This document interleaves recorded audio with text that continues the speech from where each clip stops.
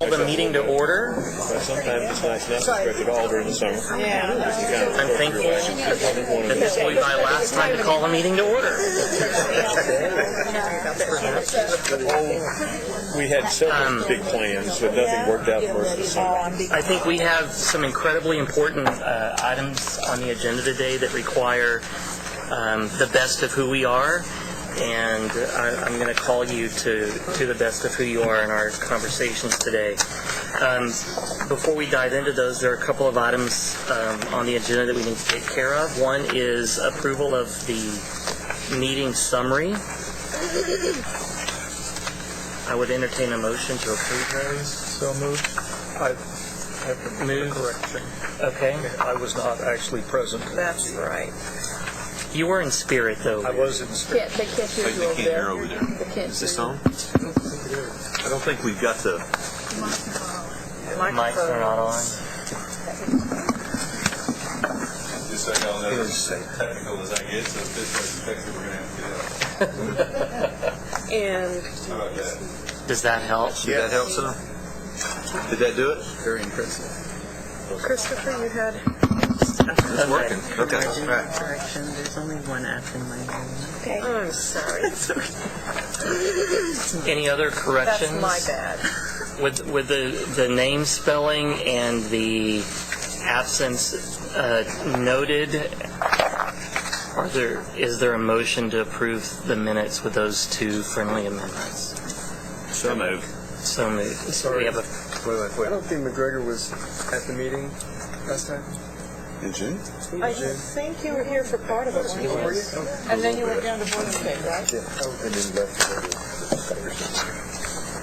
I didn't anticipate such a lively discussion about this. It's going to be a good day. It's going to be a great day. We're engaged. You would ever have thought. Our whole timetable was off. We have a motion and a second. All in favor of approving the minutes, say aye. Aye. Opposed? Moving on. I'll now turn it over to Brett for the election of my replacement. All right. We probably should back up and take note that this meeting is under the Open Meetings Act, and it is being webcast, except for any breakout sessions we have, but the rest of it is webcast. And it is being recorded, so be careful what you say. Unless you don't care that it's recorded, and then it's okay. But the next item on the agenda is the election of an interim co-chair from the four-year side of things. So I will entertain a nomination. Juan. I would like to nominate Dr. Agnes DeFranco, who is Houston. Okay, so we have Agnes DeFranco is nominated for the co-chair from the four-year institution side. Remember, there are co-chairs, one from two-year schools, one's from four-year schools. And Russell is no longer with a four-year school; he's now with a two-year school. So I have a nomination. Do I have any other nominations? Move the nomination cease. Then I'll entertain a motion to acclamation for Agnes DeFranco. So moved. Here a second. A second from several places. So all those in favor say aye. Aye. Any opposed? Congratulations.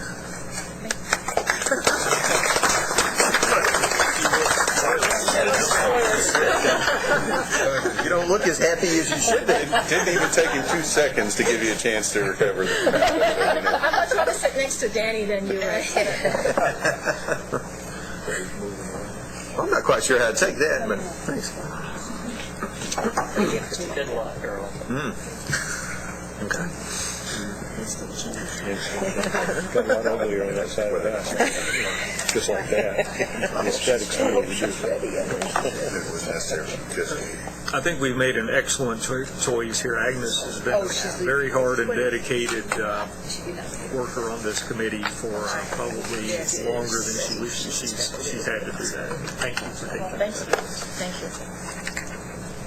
All right, so now it's all yours. I'm just kidding. We want to go through this. Let's let's take a look at the slides. Before we move to item number 3, we want to preface that with a little reminder, so some stuff. So, do they have the slides in front of them? Yes, they have They do? slides Good, because I lost my copy. Oh, well, we can, here. I don't know what, somewhere between the third second floor and the floor and the second third floor, I lost it.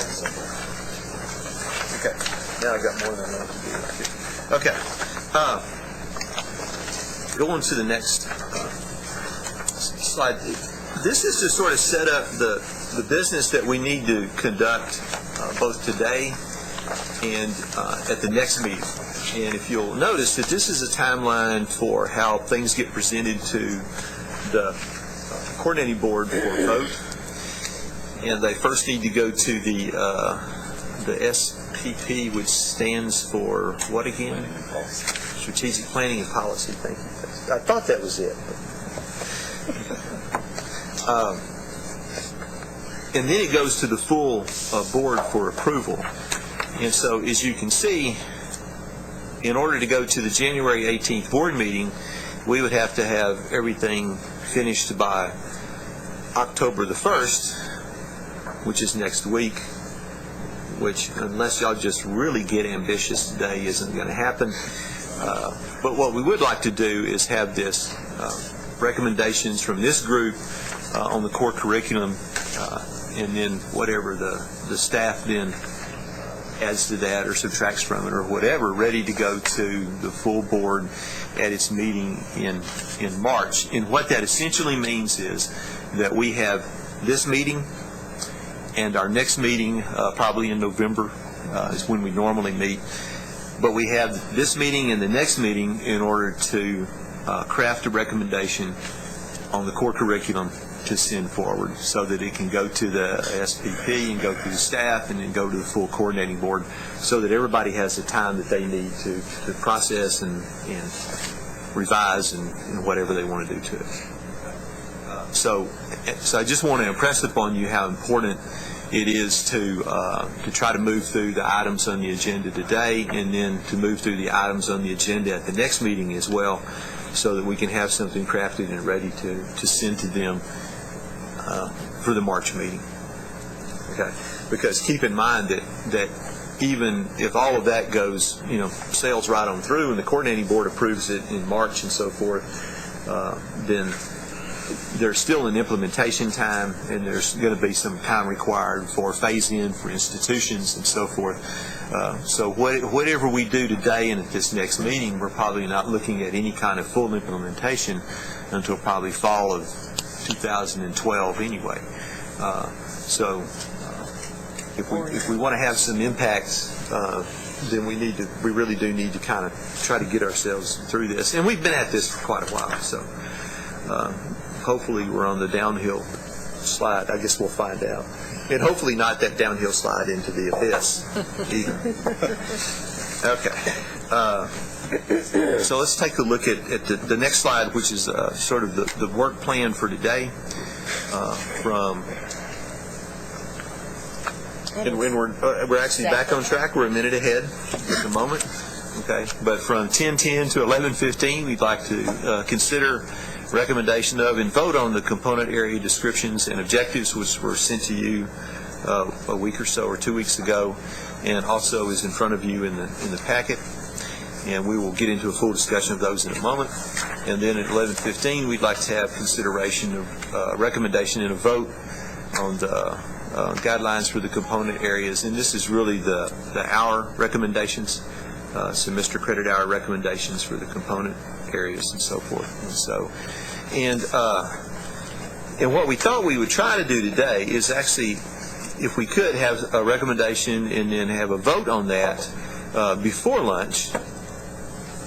And so you can have lunch off. A lot of times we wind up working through lunch, so we were going to try not to work through lunch today, but we'll just have to see how that goes.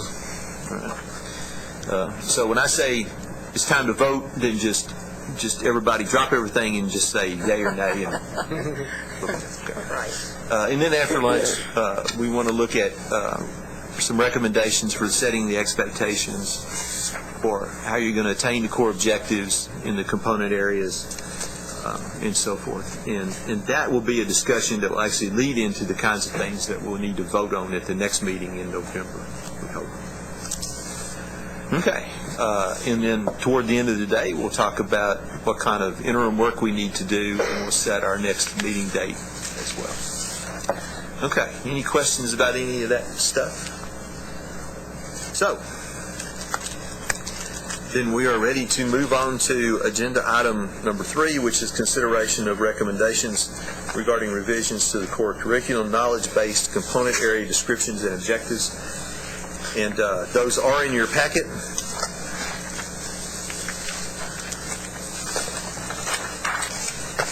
And you want to talk about those a little bit, or? Be glad to. After the meeting that we had last time, and actually during the meeting last time, we had almost a full-day discussions of our definitions of how these work, and we split into work groups and all that, and we got everybody's notes and so on.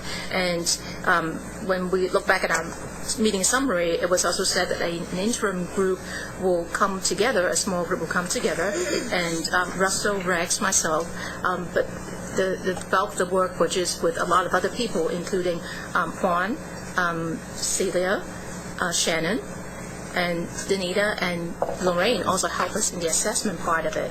And we spent actually a day and a half to go over all those. And what we took was all the input that you'll have and look at a kind of like a formula to put all these together. That's why you see that it's 3 parts there. The first part is whatever the component areas is, what does it focus on? And the second part is what would the courses involve? And finally, to reiterate the core objectives that are encompassed in each of those areas. Because it seems like from our discussion last time in our meeting, that's the way that it will make everything very parallel and easy and clean to look at. So the next few slides that you will see are the definitions of each one of them. And do you want to read every single one out so that we can see it, or just to look through it? Rex? Well, I think you've all seen this, but it is in a slightly different. It's in a different format from what we had before, as Agnes just mentioned, with the focus and what the courses should involve, and then it reiterates what we had already voted on in that chart about the core objectives that would be attached to each one of those component areas. So there's nothing new about that third part. It just again, it just reiterates what the committee had already voted on at a previous meeting. What has changed a little bit is some of the wording has changed, so we might want to just take a look at each one of these. Okay. And there are some a little bit more substantive changes to some extent when we get to what is now referred to as language, philosophy, and culture rather than humanities and creative arts rather than visual and performing arts. And we'll talk about why the small group made those changes. And I think that by and large, it's the changes are more or less in terminology, but they're also there to provide a little bit more focus for those component areas. Because I think one of the things that as a committee as a whole we have noticed in the past is that the humanities and the visual and performing arts, and even to some extent the social and behavioral sciences, those 3 areas get integrated, mixed up, confused, however how you want to look at it. And what we've tried to do is provide a little bit more guidance to institutions about what kind of courses should be a part of those component areas. So should we read through each one of those, and then also then maybe after that invite the other subgroup members to maybe join us and look at why some things are being changed and so on, and then we can go for a broad discussion? Yeah. Okay. Sounds We're going good. to read through all of them first. Right. Okay. So the first one is communication, and it says communication focuses on developing and expressing ideas clearly, fostering understanding, and the potential for effecting change. Courses involve the command of oral, written, and visual skills that enable people to exchange messages appropriate to the subject, occasion, and audience. The core objectives of critical thinking, communication skills, teamwork, and personal responsibility are addressed by each course in this component area. So that's the first one in communication. The second one is mathematics. It says focuses on quantitative literacy in logic, patterns, and relationships. Courses involve the understanding of key mathematical concepts and the application of appropriate mathematical tools to the everyday experience. The core objectives of critical thinking, communication skills, and empirical and quantitative skills are addressed by each course in this component area. And again, you see that the third sentence is basically making sure that we incorporate all the core objectives.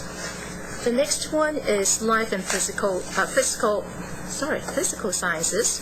Focus on describing, explaining, and predicting natural phenomena using scientific method. Courses involve the understanding of interactions among natural phenomena and the implications of scientific principles on human experiences.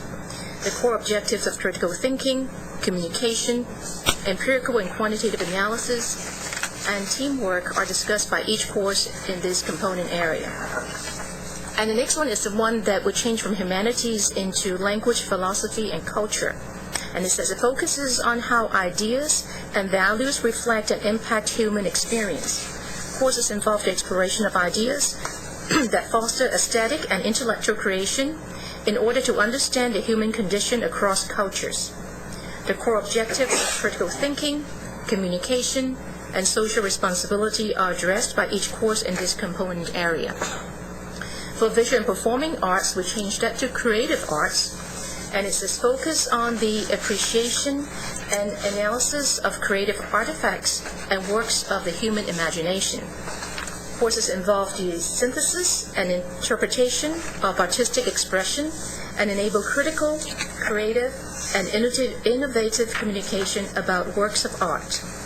The core objectives of critical thinking, communication skills, and social responsibilities are addressed by each course in this component area. And the next slide on the back of your page is American history. Focuses on the consideration of past events relative to the United States, with the option of including Texas history for a portion of this component area.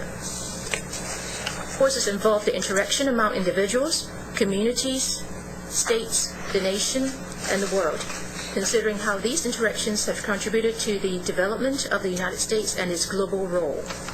The core objectives of critical thinking, communication, social responsibility, and personal responsibility are addressed by each course in this component area. The next one is government and political science. Focuses on consideration of the Constitution of the United States and the constitutions of the states, with special emphasis on that of Texas. Courses involve the analysis of governmental institutions, political behavior, civic engagement, and the political and philosophical foundations. The core objectives of critical thinking, communication, teamwork, and social responsibility are addressed by each course in this component area. And last but not least, social and behavioral sciences focus on the convergence of science and what makes us human. Courses involve the exploration of behavior and interactions among individuals, groups, institutions, and events, examining their impact on society and culture. The core objectives of critical thinking, communication, empirical and quantitative analysis, social responsibility, and personal responsibility are addressed by each course in this component area. As you can see, in spite of the fact that the format of these has changed a little bit, the language is very much the same as it was at the end of the last meeting in terms of the actual description of each one of these component areas. I'm not gonna. So I would invite anybody else on the small group that helped work on these, if you want to add to or subtract from, or Do we have to have a motion to discuss them, or can we? How closely do you want to follow Robert's Rules of Order? I don't. Now, if you want to go ahead and make the motion. I'm going to make a motion. We accept the component area descriptions as provided. Okay, so I have a motion. I have a second. I have a second from Shannon Carroll. Now, discussion. I would just suggest some very, very minor language changes just to make those, that third category parallel on all of them. For example, on life and physical sciences, in that third category there, it says empirical and quantitative analysis, but under mathematics, it says empirical and quantitative skills. Let's just keep the language the same. And then under communication, it's called just communication on most of them, except under creative arts and mathematics and communication, it's called communication skills. So let's just go one way or the other. Yeah, Lynn is very correct. Actually, when I was reading this, I was reading, some have skills, some have something else. And then that's when Rex was looking back at his sheet, too, to look at this. So we need to change it all to make sure that the top across. So thank you for pointing that out. And one other thing, under creative arts, there's that third line says social responsibilities in the plural, and everything else is in the singular. So just very minor. No, that's important. Thank you. And what we'll do is we'll make it match up with the actual chart that we voted on and approved last time. Right. I just have a question. I know that in a number of the areas, for example, American history and some others, we talk about the importance of social responsibility, and I'm just curious why they didn't do that under the life and physical sciences, why we have it in some areas but not in others like those. Well, because at the meeting before, we had discussed that each one of the component areas should have at least, a minimum of 3 of the objectives. And we divided up into groups, and as a committee, we sort of came to the consensus that if you look at this chart, that these are the objectives that would be, the core objectives that would be met by each, or that must be met by each component area. Now, an institution is free to add to that whatever it wants to. And in some respects, it is, there is some arbitrary nature to this, but we were trying to kind of minimize, we wanted to make sure that students got all of it before they got out of the core curriculum, while at the same time trying to minimize what any component area had to bear. But it doesn't preclude that your institution could include those 2 additional outcomes.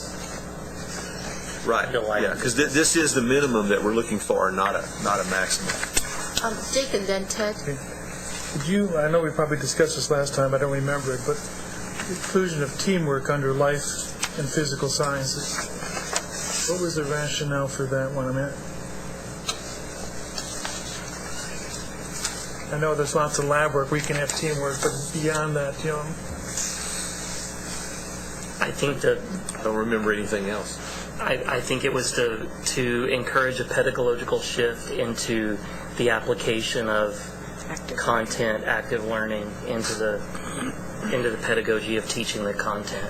I remember that some of the discussion there focused on jobs, work in STEM fields, and particularly in new careers that are just emerging or developing, that it's very normal for even PIs to work with teams, and that in terms of the teamwork aspect, this was just something that all the groups in their conversation considered really important, also as preparation for work. I mean, there's an argument to be made for every one of these objectives in every single component area, and I think there was at least a little discussion about should we include every single objective in every component area. I don't know if you want to revisit that after a vote was already taken at a previous meeting, but that's the will of the committee, what you want to do with it. Ted? Just a question about titles, and I'm just curious about language. It's called Language, Philosophy, and Culture. So can someone take French and meet that requirement? Because it would seem that that doesn't fit focuses on how ideas, values, impact in human existence, but French might fit communication as we define it. So I guess you're not saying English, you're saying communication, and you say language down here. So are you inviting universities to set up courses, foreign language courses, as part of that fourth category? I don't have an argument about it, I'm just curious. Yeah, I think so. And that happens already. You probably won't know. I mean, in a lot of the breakdown happens between the first year of foreign language is oftentimes viewed as communication because it's about learning the language, grammar, punctuation, that sort of thing. And then the second year also has a focus on the culture and the literature often of that language. So you're absolutely right. So that's I'm just surprised because it just doesn't appear to be the definition that I think of even for French 4. Well, I think one of the important things to remember is that a lot of this is about the inclusion of the course in the core curriculum. If the course qualifies to be included in the core curriculum, regardless of the specific course, if it meets these core objectives, if it accomplishes these broader objectives. So the question, does this let us put French 4 in here, but does French 4 accomplish these things, in which case, yes, it could be in the core. If it's not, oh no, I'm just saying, I think French would always fit into communication. I'm just saying it doesn't fit under the language criteria as you appear to have defined it, that's all. Right. That's I agree it fits in the core, no problem there. I'm just giving the definition and language being attached, that's all. Jeannie had her hand raised. Well, I was going to say the group and the previous question, we discussed that a lot of that curriculum is taught in preparation for health science fields and medical fields and things. So that was part of the discussion as far as teamwork and exactly what Catherine said about preparing for the workforce. And so that's why teamwork was included in our discussions. And Cynthia, Shannon, or Juan Carlos, would you like to add anything from our small group work? No, I think the discussion clearly reflects the kinds of discussions that we've had as well. I think really it builds on the past work of the larger committee in terms of the component areas. I think the clarification about that really it's the responsibility of the institution and the faculty to indicate how a course actually meets these things. And so the French 4 might in some institutions and might not in some institutions, depending on how that institution addresses that area. So I think that helps also.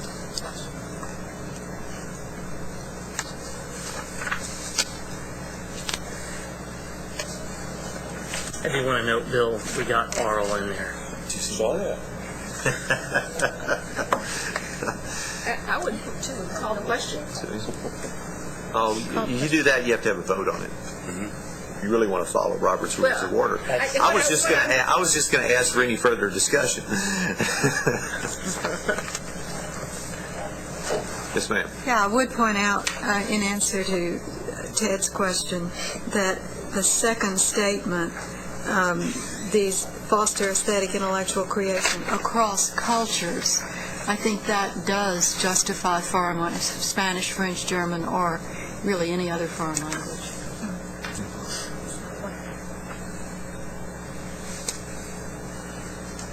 Okay, any further discussion? So we have a motion on the floor and a second to accept these as written, except for language changes to bring the language of this document into parallel with the language of this chart. Okay. And so I assume that that's accepted as a friendly amendment by both. Definitely. By both. Okay. All those in favor say aye. Aye. Any opposed? Hearing none, it passes unanimously. Thank you. Well, we can take a long break now. Just kidding. No such luck. About those credit hours. Okay. The next item on the agenda is consideration of recommendations, including work group recommendations regarding revisions to the core curriculum, semester credit hour guidelines for knowledge-based component areas. And this is something that we did discuss a little bit, at least, at the last meeting, and that we need to take up at this time. And you do have a little sheet that kind of breaks down the options for you in your packet, which at the top of it says recommendations for SCH and adopted component areas, current SCH requirements, and work group SCH recommendations. I think there's a couple of things to keep in mind about this discussion in particular, and one is that as a committee we have often discussed Phase 1 and Phase 2 of looking at the core curriculum. And in Phase 1 is what can we do with the core curriculum within the existing parameters as given to us by legislation. And the legislation tells us that it must be at least a minimum of 42 semester credit hours. So you'll see on here that 42 is where we arrive at. And the reason for that is because that fits within Phase 1.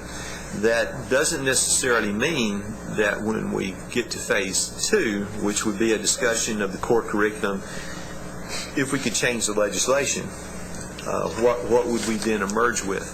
And again, that might be a 42 hours again, but it might be 39 or 36 or 24 or 85 or whatever it might be. The last is highly unlikely, but nevertheless, at that point then, the number of hours in the total core curriculum becomes a wide open question. But within this sort of notion of we'll try to tackle this in two phases, Phase 1 being what do we do within the existing confines of the legislation given to us, then 42 hours is what we have to work with. And also keep in mind too that while we have often discussed the notion of trying to reduce at least the number of hours devoted to both U.S. history and to government, within the existing legislation, we are required to have 6 hours of government and 6 hours of U.S. history. So those are also given to you in the table because they're required by statute. And again, when we get to Phase 2, then that would be one of those discussions then that then becomes a wide open discussion about maintaining that at 12 hours or reducing it to 6 or raising it to 24 or whatever. Okay. There's a lot of history people out there who will tell you that any survey of U.S. history really ought to be done in 3 semesters, not 2. It's just because we've been around longer. Okay. All right. So, but kind of keeping in mind again this notion of the fact that we have 2 different views of this thing. What do we do? What do we try to do now within the existing parameters, and what is it we can probably do later? Then these are the sort of recommendations as brought to you by the work group, and you may notice that they're not remarkably different from what we already have. So, is there a difference? Well, actually, no. I was just checking on the remarkable part. I would suggest that one difference is the change in terminology around the humanities framework. It really doesn't effectively change the way those courses are sorted, but may help in terms of the communication of how that gets laid out, because it delineates it, I think, a little bit more clearly. And probably the more important thing is the underlying part of it, too, is now that we have the core objectives, and that we're going to change pedagogically how we're going to teach in the classroom and get the effects and the objectives that we want to see. And that's what the assessment part is so important later on that we're going to discuss, to tie everything together. Because before it's just you teach that course and that's it. There's no linkage, there's all that. So actually what we're going to talk about later on will be, and next meeting too, will be also the most important. But we've changed it instead of having the EOs and all that, and so that's the fundamental part that we've changed. So yes, there's not any change if you look at what is on paper as far as the number of hours and the categories and so on, but the basis of it has changed dramatically. Oh, absolutely. And I think it's also important to point out to the rest of the committee that the small work group, actually, along with some coordinating board staff, we spent a fair amount of time discussing this whole issue of how many hours go where. And I think that it's sort of the consensus of the small work group, and I may be wrong about this because I don't know that we ever actually verbalized this, but I think the consensus of the small work group was that, if you want to entertain changes in either the total number of hours in the Corps, particularly if you want to reduce them from a minimum of 42 to a minimum of something else that's smaller, and if you really want to try to consider notions of mandating foreign language, for example, which is not necessarily, personally I don't think is necessarily a bad idea at all, but those kinds of changes would require some legislative change and some flexibility within the Corps that we don't currently have under existing legislation. For example, take the foreign language requirement. If as a committee what we decided was that we really wanted to have 6 hours of foreign language as a part of the core curriculum,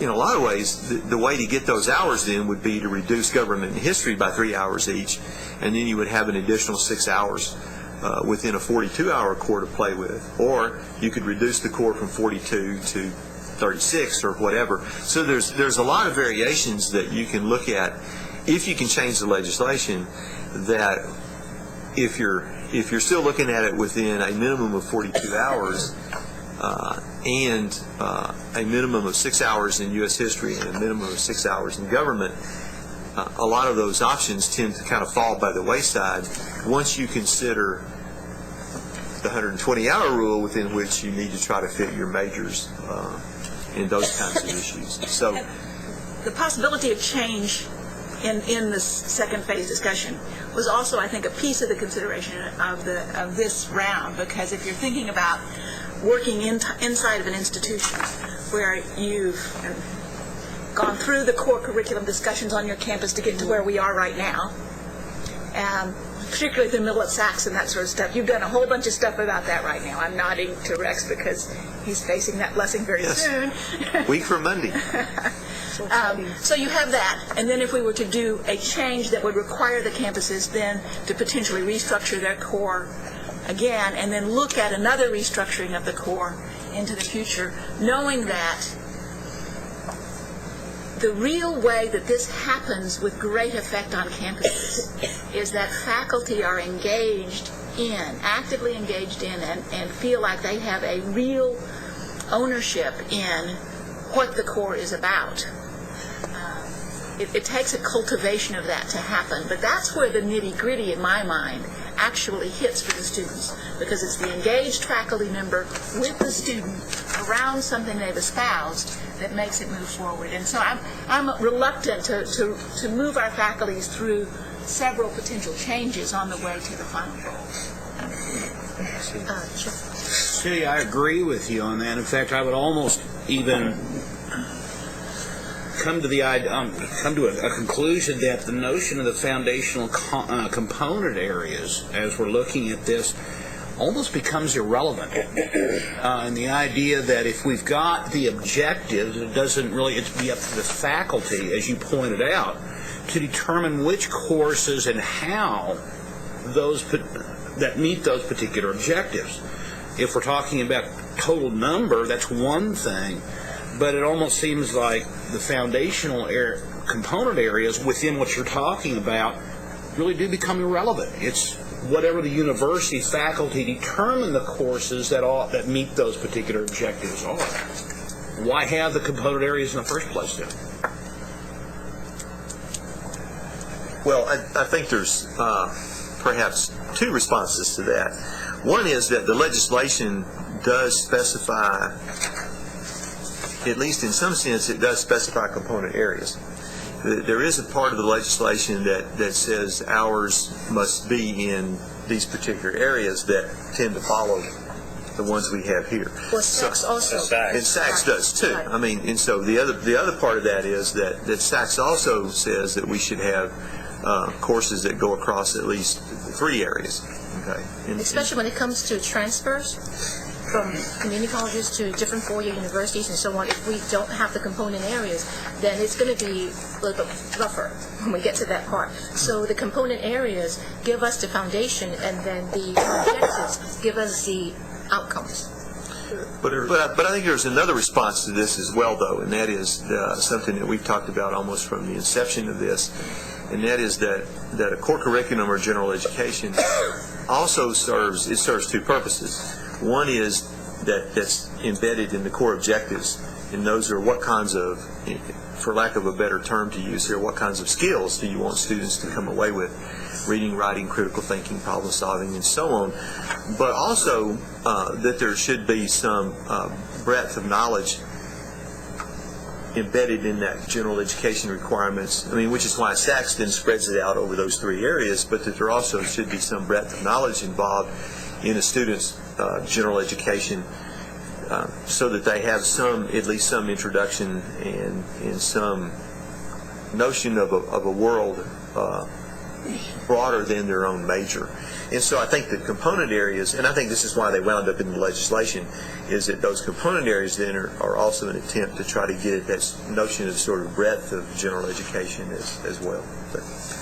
We have Larry, and then we have Dick, and then we have Larry. And then, Sorry, Juan.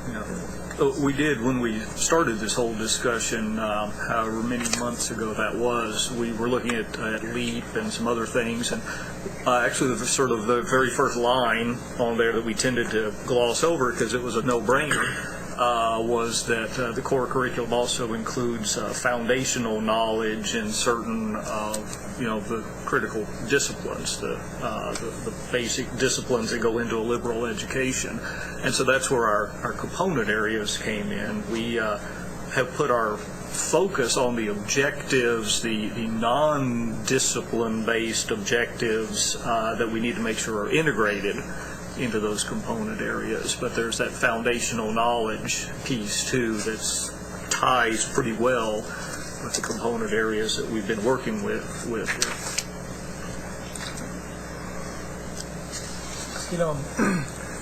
Anyone would be stoned to say language is not important. But if the biggest focus of what we're trying to do is to try to somehow strengthen the focus on skill development as opposed to content area, that's going to be a big battle with our faculty. I can't imagine what type of skills you can get in language from 6 hours of French or Spanish, 12, 15 hours. Now, if you went to that high, get the skill focus, the core becomes so large, you're going to have a battle on your hands that you're not going to be able to win. I don't see us having any time to get the legislature to change requirements on political science or history. So I mean, it's not like these aren't good things. Just realistically, in terms of what we're trying to accomplish, we may be biting off more than we can chew.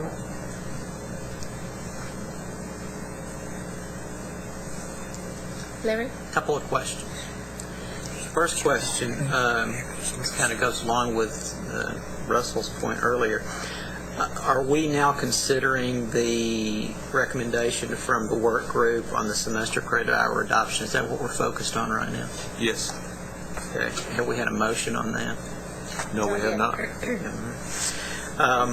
Second thing,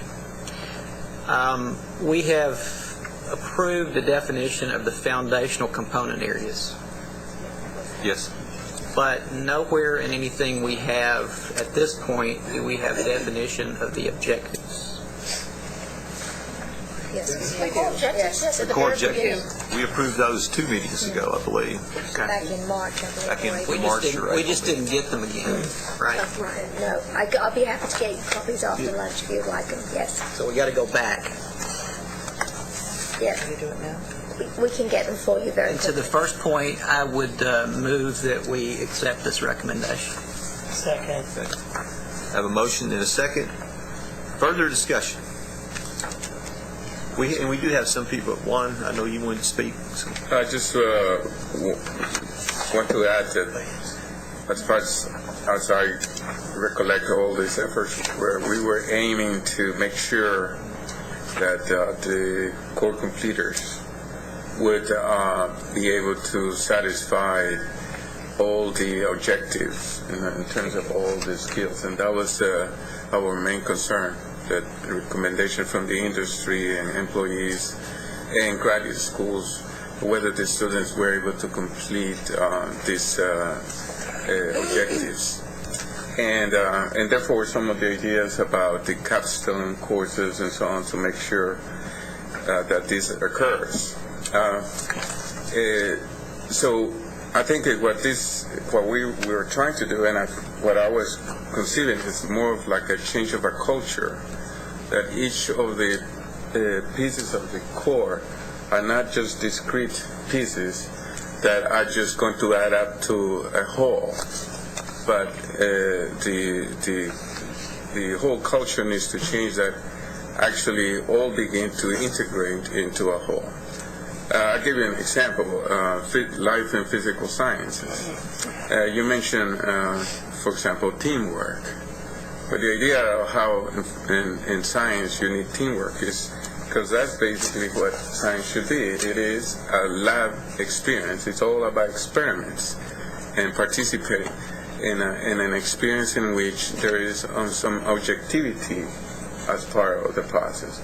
So it's not very subjective. It's not just that you learn something, but and that I don't think is necessarily. I mean, people who teach scientists or professors in science do understand this very well, but I don't know if that fits within the general culture.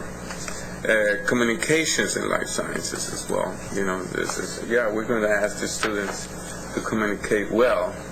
But very rarely you ask a student at class of science to write a paper or to make a presentation, to make sure that they. So the way I see it is, and what we are always trying to look at is that if you were to add all those this frame here, then for sure the students who graduate would come out there with a very comprehensive understanding of those objectives and have developed those skills. So in some sense, I think that is what we have gained as far as I'm concerned. Any further discussion? Phil? I'd like to reiterate something we talked about before, especially in light of how you started this off. If we're going to ultimately stay within 42 hours, 36 required and 6 discretionary, because that's what we have to work with in the legislature. One of the changes that I've been arguing for a long time is that we take the 6 communication hours and designate 3 written and 3 oral. Doesn't change the 42 hours, doesn't change the 36 hours, but it does at that point come in line specifically with what Southern Association and Coordinating Board define as communication, because they mention it as oral and written. But we have no guarantee of oral communication. As I understand, Ms. Bloor told me that about 35% of the colleges are not even using the discretionary areas for oral communication. So in my mind, it is a solution that brings us in line with the intent of the real core meaning of communication and does not involve in any way changing the total number of hours. Thought I'd mention it. Could I ask a question? Sure. At this point, is there a legislative mandate or a board rule on those 6 hours in communication being written? Communication. There's nothing in the statute. There is in the existing board rule, which is what you're talking about, making recommendations to change. The way this went down 12 years ago is that an advisory committee similar to this one made a recommendation to the board, and during the board meeting, a board member said, okay, let me see if I understand this. I could, as a student, fulfill the communication requirement with 6 credit hours of Spanish, and the staff member, and it wasn't me, surprisingly, who was actually presenting this, said that was the intent of the committee. And the board member kind of pitched a mini fit and said there needs to be the freshman rhetoric comp requirement, and that's what these 6 credit hours need to be. And anybody who wants anything other than that, if they want foreign language, it needs to be additional to that. And all the board members voted to make that a change. And it was the only content-related amendment that the board members themselves undertook. I don't know whether this board would go through that same discussion or not. I don't have any way to know that. But that's how it came about, that 6 credit hours is designated in Chart 1 as being rhetoric composition, because a board member said make it so, and that's what we did. But this recommendation as it stands now does not do that. Does not do that. Right. Doesn't mandate written, doesn't mandate oral, doesn't say that either one is any more important than the other. Well, that's why I would like to see oral made more important. The reason is all the reports that you put in front of us, every time an organization looks at what's wrong with higher education, critical thinking is at the top of their list and oral communication is in the top 3. So what happened 12 years ago probably reflected the needs of 12 years ago. But right now our graduates, according to almost every study, are deficient in oral communication skills. And since we have 6 hours we can deal with, and since we could, if we wanted to at that point, designate 3 of those to oral, we solve a lot of problems, because I don't think that taking a foreign language will teach you the best oral communication skills. I think it's useful in a lot of ways, but I don't think it satisfies that particular requirement. But if we satisfy oral communication within the 6 hours we presently have, then we're free to do anything we want with respect to a number of things, the discretionary hours, reducing 6 hours in focus studies and appending them other places. But I fear that the direction we're going is further and further away from oral communication classes, as opposed to what all of the research says we need to be doing is going toward it. Okay. Danny? The way I understand it is that all of these foundational component areas, we have definitions for them and we have objectives for them, but none of them do we have specifically identified for a particular discipline.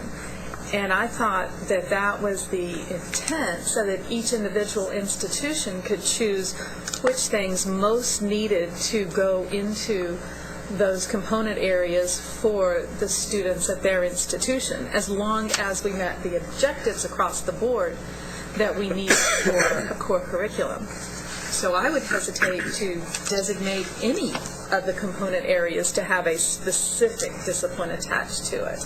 Well, some of them automatically do have specific disciplines attached to them, like American history, mathematics, and kind of government, political science. That's You pretty can clear. choose to take trig or pre-cal in mathematics. You can choose to take physics or chemistry in natural or life sciences. But if you say you have to take an oral communication speech course in the communication component area, you are delineating specifically one area that they can only take. Not necessarily, because there could be intercultural, there could be interpersonal, there could be business and professional.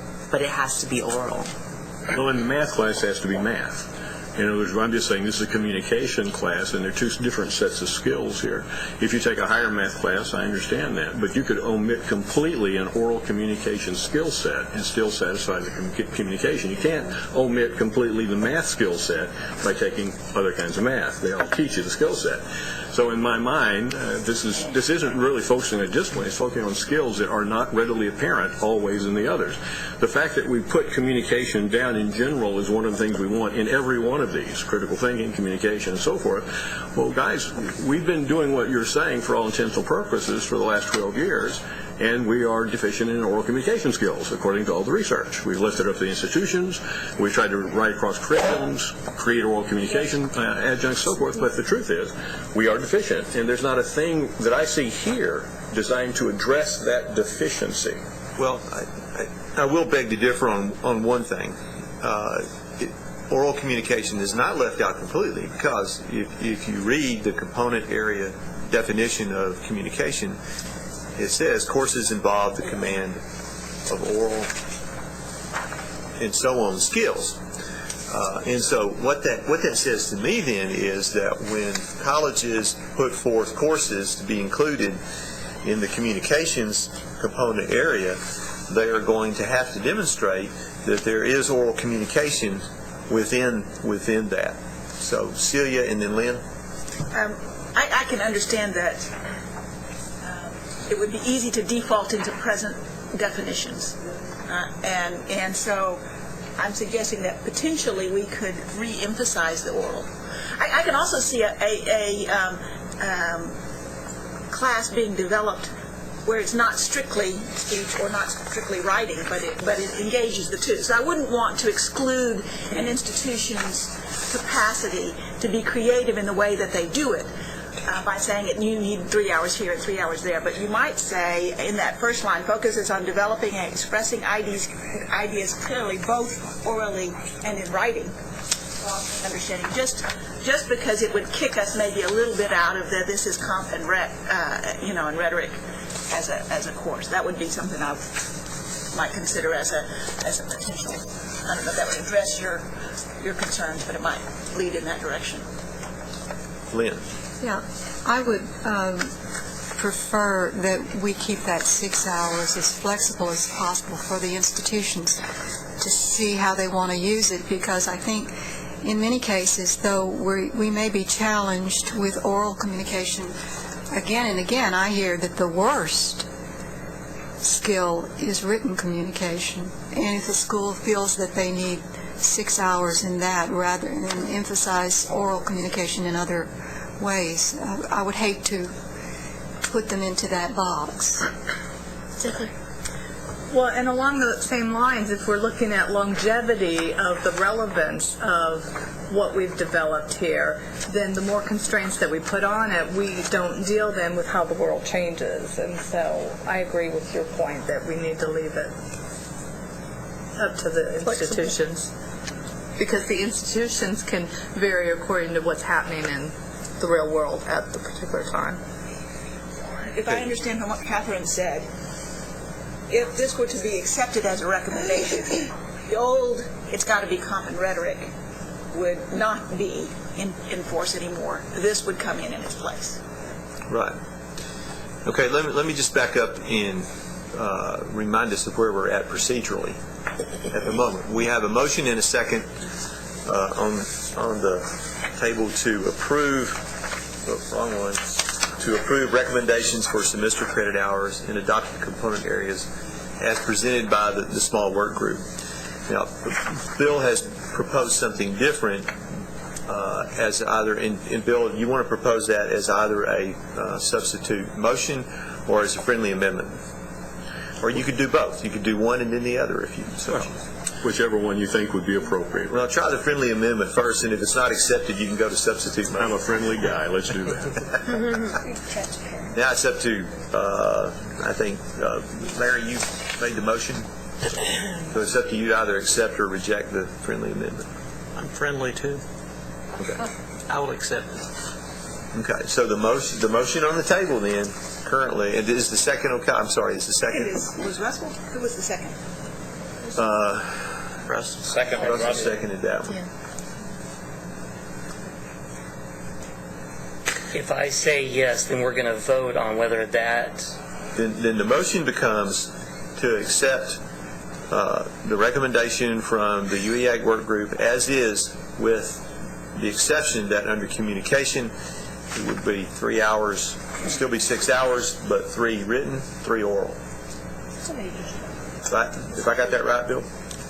That would be correct. Okay. So if I say yes, that doesn't mean I agree with it. I'm just saying that we can vote on it. You're just saying you can vote against it after you agree on it. Okay. But to be clear to Russell, if he says yes, then if he accepts it as a friendly amendment, then that changes the whole thing, and the vote would not be only on that component, but the whole thing. Yes. Then the motion on the floor then would be to accept the UEAC work group recommendations for semester credit hours in adopted component areas, with the exception of communication, which would then be designated as 3 hours in written, 3 hours in oral. So if I accept the friendly amendment as a second, and we as a group say yes, it happens. If we as a group say no, then what happens? Then we'll have to entertain another motion. Does it defer back to the original motion? No, because the original motion has now been changed. Okay. We would have to have another motion then. Well, you won't have another motion from me. If it's voted down, it's voted down. That I say let's have a vote on it. Could I make one comment before we vote? Sure. Because I like most of the things I heard over here, but one of the things that is problematic for me about this is the kind of statement that, well, we need to stay current and so forth, and I agree with that totally. That's my problem, is that we haven't stayed current with oral communication. We've allowed it to be marginalized through the curriculum for the last 12 years. And the most current research, which you've given us, says we've made a mistake and we need to readdress that. Right now, in terms of writing skills, English is one of my departments. You're right, we have serious writing problems, but we have developmental reading, we have developmental writing, we have 6 hours of English, and we're never getting much better at it. If we're not going to add 3 or 6 more hours, it's always going to be right where it is.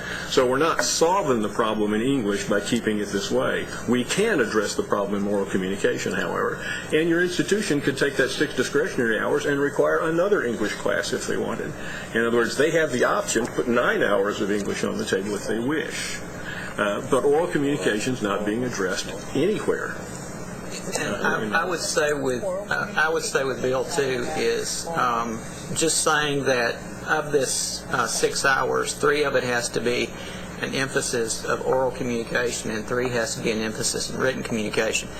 That does not tie the university's hands in any way, shape, or form in what that course is. It just simply says you have to have oral communication as an emphasis in one of those courses, and written communication as an emphasis in the other 3 hours of the course.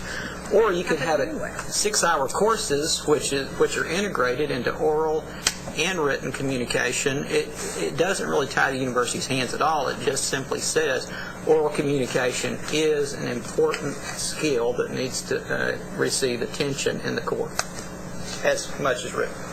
Okay, Lynn and then Lorraine.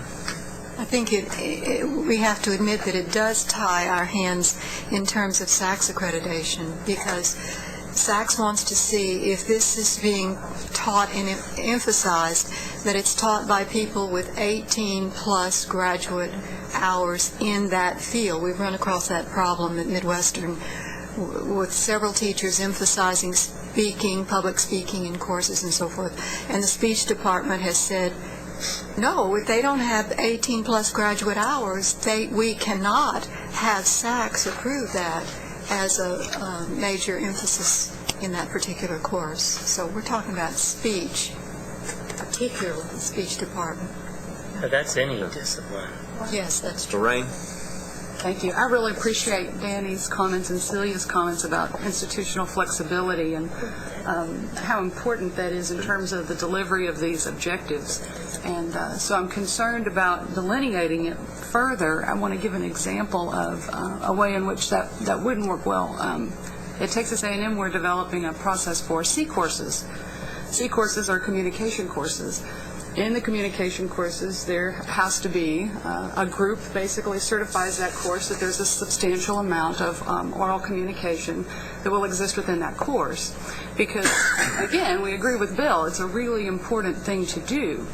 But the way that we choose to deliver that institutionally would not be in line with the suggestion of altering this delivery of these core component areas. So I'm hoping very much that we can work with a more flexible delivery. Robert and Ted, I think. Just simply the comment that we're somehow eliminating, if we don't include the oral communication here, that we're eliminating it from instruction, if you will, at our colleges, and that's just not the case, because it can also be a degree requirement. You have 6 hours of English and 3 of speech.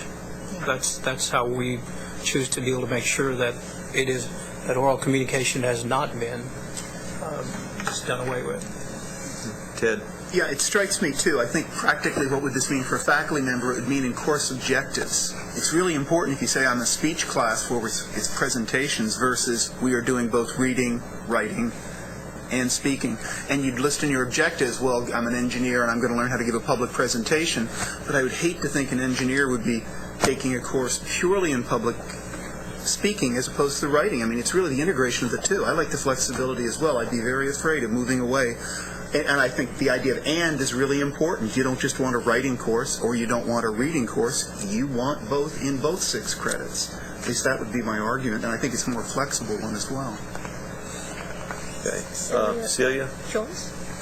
Well, I'm just thinking about the student's perspective, and the reason why that we're redoing the core is for the transferability, and that the core for the state of Texas is the core for the state of Texas, and we're all talking, well, our institution is going to do this, and ours is going to do this, and ours is going to do this, and I don't see how that would make it any different than it already is now for the student. And I'm going to chime in and say I have to agree. I mean, at this point in time, we're not making a change to the manner in which we're offering our core curriculum courses. We may be making some changes within those courses so that we identify ways that those courses meet the component areas. But I would also argue that that's, although substantive and a very valuable addition to what we're looking at for the core curriculum, there are other questions that remain yet unanswered with the current proposal.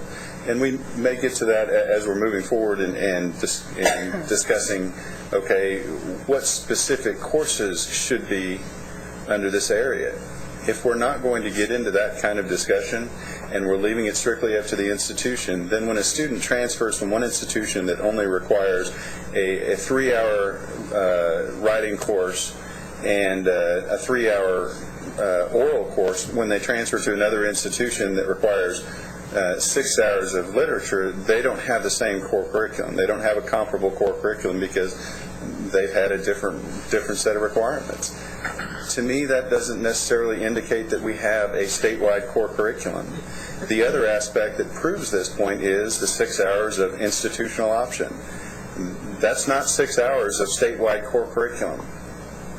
That's 6 hours of institutional core curriculum.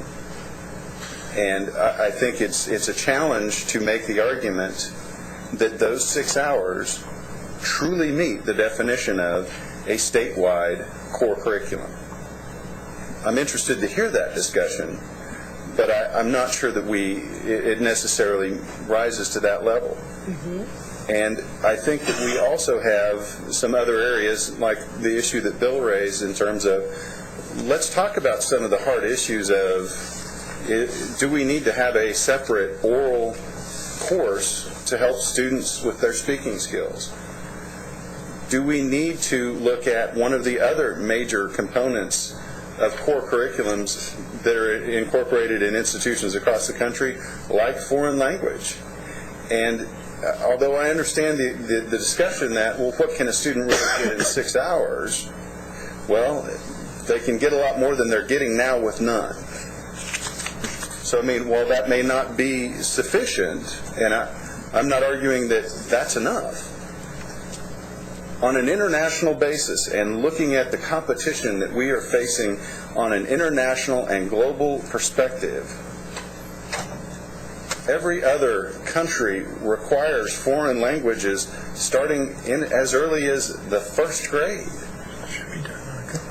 And the fact that we don't even require it when we get into post-secondary education as part of a quote-unquote core curriculum that we are saying is going to help our students be better prepared for a globally competitive marketplace and a globally competitive job market, to me, is not complete.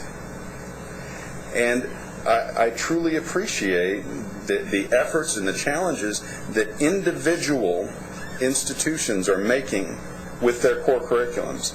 And believe me, I truly understand, even just with this small core group that we had discussing this, and the discussions were incredibly involved and very enjoyable for me because it's educational and it helps bring these ideas to the forefront.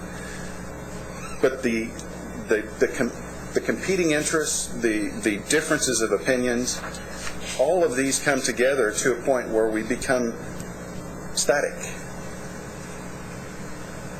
And to my way of thinking, if our recommendation is simply static to what we presently have, are we fulfilling the role of this committee? And I'm not going to answer it one way or the other. You all are the committee. I just want to pose the question. Celia and then Jeannie. I think one thing is that it clearly isn't static when you look at the core objectives that have been set forward. Correct. And if you look at the national conversation around that aligns very closely with LEAP and says, no, this is a significant change that moves forward. And out of the framework that we've done says that students, as they make their way through core curriculum at any institution, will garner these skills because they will be repeated across courses in a way that makes that clear. You could, I don't think we will ever end up with a lockstep, everybody gets the same inoculation kind of core curriculum. Because even if everybody had the same title of a course, it would be delivered in a different way on each campus, and we would want it to be delivered in a different way on each campus, because it's not about just the canned knowledge. If that was it, Google would help us just fine. It is about actually the engagement of the faculty and the students in that process of really using those ideas to hone the skills that the objectives take us towards, and to do that across a spectrum of areas of knowledge so that it is not isolated by a disciplinary frame. So the breadth makes those same kinds of objectives get repeated here in the context of this, and here in the context of this, and here in the context of this. So I think we are making a really significant leap forward. I would also speak to the idea that this is one step of several, and that it's hard to solve some of these problems when we can't address the full gamut of problems. I think that watching things on my campus, yes, there will be some differences. An institutional option has been galvanizing for our campus to make our core curriculum better, because we have the flexibility there to make an integrative whole out of that process that we didn't have with any others. But I would suggest that it still allows for folks to transfer in core complete. We allow that to happen. It's part of that. Students coming in will be somewhat different from each other, but I'm not even sure that's bad. We have the breadth of disciplines, and we have the core objectives that they come in with as their standing point in terms of a course. So I think it's moving forward in a significant way. And I guess in light of that, I've been talking to myself as I've listened around the room, and I think my recommendation out of this particular vote would be that we, and what I will do is vote against this, in the idea that we will come back to the presentation as we had before us at the beginning, because I do believe that maintaining a emphasis in oral is a part of what we already have acted on today. It's there, and that preserving our forward movement in the context of some flexibility on the part of campuses is really important. If I may, just as a point of personal, if I came across that I did not think we were making a major step forward with the component area, with the, with the core objectives, I apologize. That was not my intent. I think that's a major step forward. I think that is a significant effort, and so I apologize if that was the way it came across. I was strictly talking about the content areas and the courses that would be included by semester credit hour. As was I. And Cynthia and Jeannie and Bill have their hands up. Cynthia? It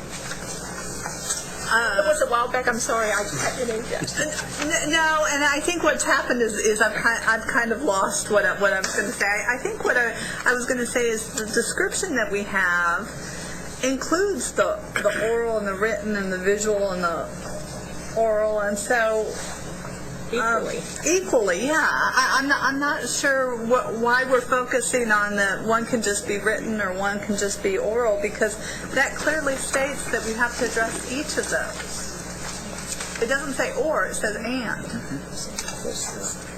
Jeannie? I think that's what I was going to say, because I mean, maybe I'm naive, but I thought we were all the work we've done, we were moving to a new paradigm of focusing on the components and the outcomes of what students would have, although we're sitting here, we are in this structure of just, we have so many courses, but the focus was totally being moved to what we want the outcomes to be for students. I mean, communication is in every single one of these areas. And so as we develop our core, we're going to address that, and I would think we would want to address that in every single one of our areas, that the communication would be included in that. So it is going to be a huge change. Like Agnes said, that the change is how we're going to teach these courses and what's going to happen in them, not just what course they take. So I think it ought to be left open. Okay. Bill, and then with Mark and Larry. A couple of things. First and foremost, speaking from a community college perspective, there's a constituent base that's being neglected by this discussion, and that's the non-graduating community college students, which represent about 40% of our enrollment. They're not going to transfer to a university, and therefore to be core complete, if that's the primary criteria for the core, doesn't address their real needs. And their weaknesses are often as much oral as they are written, and so as a result, generally speaking, if we're going to put too much emphasis, and I believe in core complete, but if we're going to that's all we're going to deal with, then we're disenfranchising to an extent about 40% of the student population in community colleges whose needs are a little different than someone who's going to go to university. That's the first thing. And speaking from my point of view, their oral skills are really deficient. And if what we're trying to do is use tax money to create an employable individual, then one of the things they need to do is be able to talk and interview and get along with people, and that's what communication is about. So that's the first thing. The second thing, I know I am naive, and I'm not going to speculate that I'm not, but to put the word communication in the beginning of your objectives and to assume that a history teacher can teach communication would be to assume that a speech teacher could teach history, all right? You take the English classes as freshmen and sophomores so that you know how to write later on when you get into courses that require you to write. If we don't take any oral communication classes as a foundation, just having them talk doesn't teach communication. As a matter of fact, it's often called babbling. And so in my mind, to sort of ignore the discipline, all right, and to assume that we just have to put it there and anybody can do it across curriculum is insulting. And when we heard the statement a moment ago, boy, some of my speech people just demand that you have that 18 hours. Who'd have thunk it? Won't the history department do the same thing? Won't the English department do the same? And that's because they believe in the integrity of their discipline. So you're right, there will be some personnel issues. Think about the personnel issue if you put 6 foreign language hours in your course, in your core, all right? We'll have to hire a half dozen full-time employees to deal with exotic languages. Probably is justified on some level, but you can't look at the personnel shifting. You do what's best for the education of the kid, and the personnel takes care of itself. So in my mind, I think we are dynamic. I agree. I think our objectives are dynamic. But when the research, the quantitative research comes down the line, which is the triggering mechanism for dynamic, says we are not doing and have not done a very good job with oral communication, and we choose not to address it other than put the word communication in there at the beginning, in my mind, we're just turning our backs to it. And to require the 3 hours of oral, 3 hours of written, and still, if you want to be core complete, have the 6 discretionary hours, have each institution make 3 of those English. But it mandates the oral, which won't be done by institutions in this state, as a discipline, guaranteed for all students, graduates and non-graduates, if we don't make it so. It never has, never will be. When the Southern Association required it a few years ago, all schools did it. Southern Association dropped it, 35% have dropped it now. And so as a result, there's nothing at all that's happening in education that's consensus about how to deal with those quantitative issues of oral communication. I'd like to kind of weigh in on this from a different perspective. When we were first developing this communication definition, we had a long discussion about the need for a computer competency or component in here. And I voiced my opinion then, and I could voice my opinion now in the same vein as what Bill's saying, is if we need to separate 3 hours for English, 3 hours for oral, and 3 hours for written, then I would almost have to come back and say we need 3 hours for computer skills, because we've embedded those in here as well those aren't something that every single discipline, the faculty in every single discipline are going to be able to cover. So I would say that I'm in favor of the flexibility issue aspect of what we're doing here. But if we're going to have to look at putting oral and written in here, then I'm going to come back and say that we need to look at the computer competency piece again. I'm going to call the question. I have a comment. The question has been called, and that actually requires a vote on whether to then require a vote. So, question's been called. All those in favor of calling the question, say aye. Aye. Any opposed? No. Okay, we have at least 3 opposed. Please raise your hand. 3 opposed. Okay. So, let me see if I can remember what the motion is. I have it. Thank you.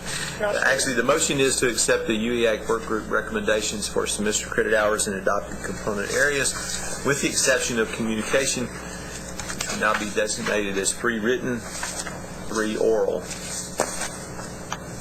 All those in favor say aye. Aye. Please raise your hand. I count 5 in favor. Those opposed by like sign.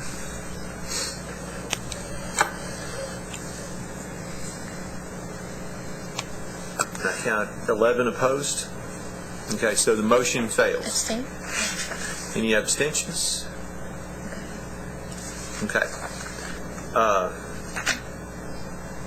Now we're back where we started. I would move the acceptance of the committee's report. Okay. I second. So I have a motion and a second to accept the work group's recommendations as is. Any further discussion? Can I make a point I was Yes, trying to you make? Yeah, go ahead. Go back. I'm fine with the committee's recommendation as it is now. If it is clear when this goes forward that communication includes all the things we say communication includes, and universities are therefore not allowed to ignore parts of that definition of what we say communication is. And what's the mechanism by which that will be guaranteed, I guess is my question. Well, I think one of the things that the committee is going to have to look at, if we want to provide some guidance to the board staff on this, is the kind of criteria, if you will, that will go into selecting the courses, which in turn then would be guidance to the institutions. If you want your course to be a part of the communication component area, then it's going to have to meet these criteria, and that I think would be the place where we could, if we so choose, make a strong statement about that. It has to include not only written, but it must also include oral, and it must be in there in order to meet those requirements. Thank you. Larry, and then we got you on the list. So. I'd like to make an answer to a question that McGregor brought up. Very good question there that I think requires an explicit discussion for the record, so to speak.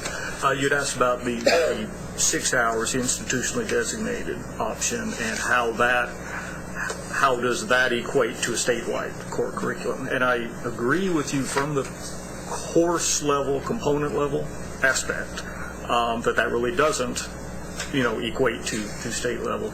But it's a very important mechanism in the context of these core objectives of giving the institution courses that are institutionally designated that they use to ensure that they are meeting those broader level core objectives in communication, in teamwork, and whatever there. So that really becomes the reason for those being in the core curriculum. Can I pose a question to you in response to that? If that's the case, if that's true, then we should never lower it from 42 to 36, because we wouldn't be able to meet the core objectives without those extra 6 classes. We could, an institution could meet those without the 36, but it's a tool to enable the institution the flexibility to meet those objectives in courses that don't specifically fall within these other component areas. McGregor, I think the focus has to be taken off of what the core is in the state from courses that people take to the objectives. The core becomes the objectives and not courses that people take. And those objectives then can be fulfilled in a variety of different ways at a variety of institutions. But the onus has to be on the institutions to make certain that students meet those objectives. And then there has to be a mechanism for us in this state to make certain that students are meeting those objectives. Now, what that mechanism is, I don't know. I don't know we've defined that yet. But if we focus on just courses, yes, it's going to be different. It is different now from one institution to another institution, how people fulfill their core requirements. But if we look at the objectives and say every student in this state needs to graduate with these objectives, and this is what they need to fulfill, then if they transfer from one institution to another institution, shouldn't be a problem. Russell? There's variability within the courses. How do you deal with the transfer? It's like if we're covering certain skills in these classes and you're covering in a different class and someone transfers from your institution, they may take a different class, but they haven't had the skills because we've defined them differently. Not if they're meeting the objectives of that area. Russell, you're next. I want to continue that line of conversation if we need to, but I also want us to talk about what McGregor brought up about foreign language. So when it's appropriate, I would like to address that issue. But I think we need to finish this conversation. We'll come back to that. Ted? Yeah, I just have a technical question that affects me as an honors director, where we're talking about the community colleges and the universities. But many students at my institution meet core requirements through AP testing, which do not have any of these requirements. Talk about oral communications and the like. I'm just curious if that's ever come up, because I'm having kids come into my honors program with 35 hours of AP scores, and it's about 3/4 of their core. So my question is, if you really take this seriously, then it seems to me you have to say AP does not meet core requirements if we're serious about this. There might be bright kids taking good high school courses, but they're not core courses. Just a question. They could also eliminate CLEP and International Baccalaureate. Oh, I know. I'm not saying to do that. I'm just saying this is... No, I agree. I agree. That's a good question, though. Has that come up ever in the conversation? Because that seems... Is there a good answer? No. There isn't. Go ahead. Answer that one. Well, I guess I was going to follow up with that, because that to me is kind of fundamental to the question of if all we're interested in the core curriculum is the objectives and not content, then yes, we should do away with AP and those, because they wouldn't be designated to meet the core objectives, right? So, if content isn't the focus, if it doesn't matter what courses students take in the core curriculum, the only thing that matters is that they've met these objectives. I'm sorry, am I mischaracterizing? I don't think we've said that the objectives are the only thing. In fact, we talked about the necessity of it being across a breadth. Right, but I'm just saying it doesn't have to be a specific course. Right? Right. Okay. We haven't designated specific courses. And are we going to? Well, of course we have. We have 36 required and 6 discretionary, so we've designated the courses, and we're saying at the end of that they'll have all of these objectives personified at some level. Okay. Well, but we haven't specified the specific courses, and I think something is kind of a side to all this, but something to keep in mind about the way the core curriculum, a common core curriculum for the state of Texas works, as opposed to the common core curriculum of private institutions and even some other states, lies in the fact that in most of those other places, the core curriculum is always fully applicable to a degree, regardless of what that degree is in. And our core curriculum under the current system does not function that way. And so a student can take 42 hours of core curriculum in the state of Texas, and they can they can stay in the same institution. And while their degree plan may be 120 hours, if they haven't double dipped in the places everywhere they could have, then their degree plan may actually be 133 hours or 132 hours or whatever. And so I think part of the broader discussion that of the core curriculum also has to be, how does it actually apply to a person's degree plan? And so if you want a common core curriculum, particularly if what you want to do is actually specify the courses and say, it's a 42-hour core, and these are the 10 courses that make it up, then it has to be, to serve the best interests of students, then it has to be fully applicable to the major. But that's not the system that we have in Texas right now. And so I think that's also a broader issue about how all this works and how specific you want to be with the core, because part of that flexibility that we built into the core is at least an attempt to try to address the students' need to double count some things and still get out at 120 hours or something around that number. So we have a guest who wants to speak. If you'll state your name, please. I'm sorry, Brenda Nichols from Lamar University. I'm just trying to catch up on the content area option piece and whether or not that was designed to take the place of the old institutional pieces or truly, because the way I read it, I actually couldn't figure out which way you were leaning. Is a component area option from one of the foundational component areas, or is it from a set of the objectives, must have 3 of the objectives? That's what it says. The old one talked about, institutional option talked about other stuff. I'm just trying to clarify in my head where it was supposed to come in, because I can see it adding 6 more hours to degree plans everywhere, depending upon how we define it. Brenda, we skipped a slide because the discussion was going in a direction that made this not apropos at the moment. But I think the co-chairs can talk with you about what the work group had in mind. Okay, thank you. In effect, the component area, what we're calling here a component area option, is not, in some respects, significantly different from the institutionally designated options that we had before. Except it's actually a bit more flexible.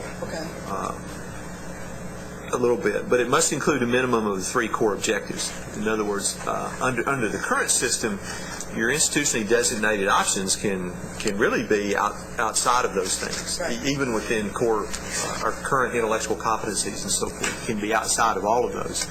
And what we did want to try to do is make sure that if we're going to include it in the core, then whatever those courses turn out to be, that they each meet at least a minimum of 3 of those core objectives, and they're going to be used and it says to be used for component area completion regardless of semester credit hours. I'm not quite sure what that was. It's not 3 hours, 4 hours. It can be 1 hour, as long as it's 6 hours total. Yeah, right. That was referring to where we have labs So for or instance, 4-hour courses. where we have biology as a 4-credit course, that's been part of our institutional option. That's still okay in this model, right? Yes. Okay. All right. Yes, under this scheme, that would still be okay. How it applies to me. And I got you. Sorry that sometimes this.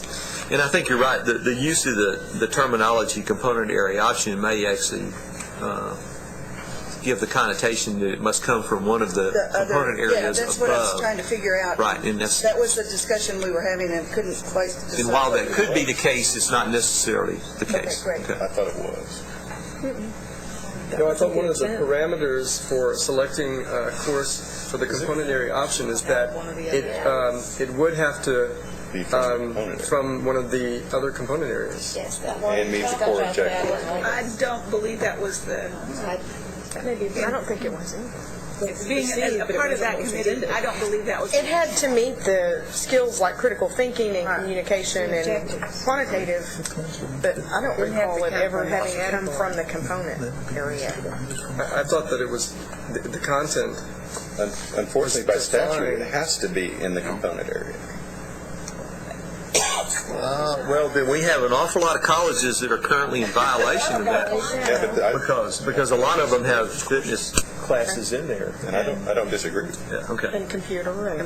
In computers and so forth. And so, So if it's by statute that it has to be in one of the component areas, then this has to be.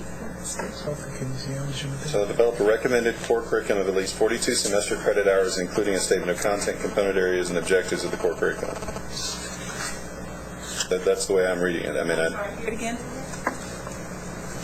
the 42 semester credit hours, including a statement of the content, component areas, and objectives of the core curriculum. So if we want to include computer science or computer technology course and physical fitness, we may want to expand the component areas to incorporate that as an optional area.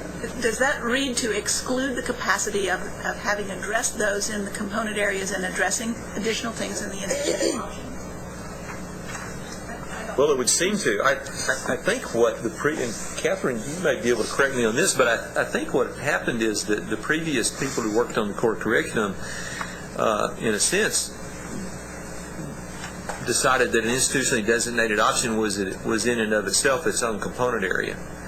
Well, because they said it had to have one focus. Right. I think it's wrong-headed in and of itself. It was an institutional option that would apply to all students, and all I'm doing is channeling the other committee. I'm not saying whether I agree or not.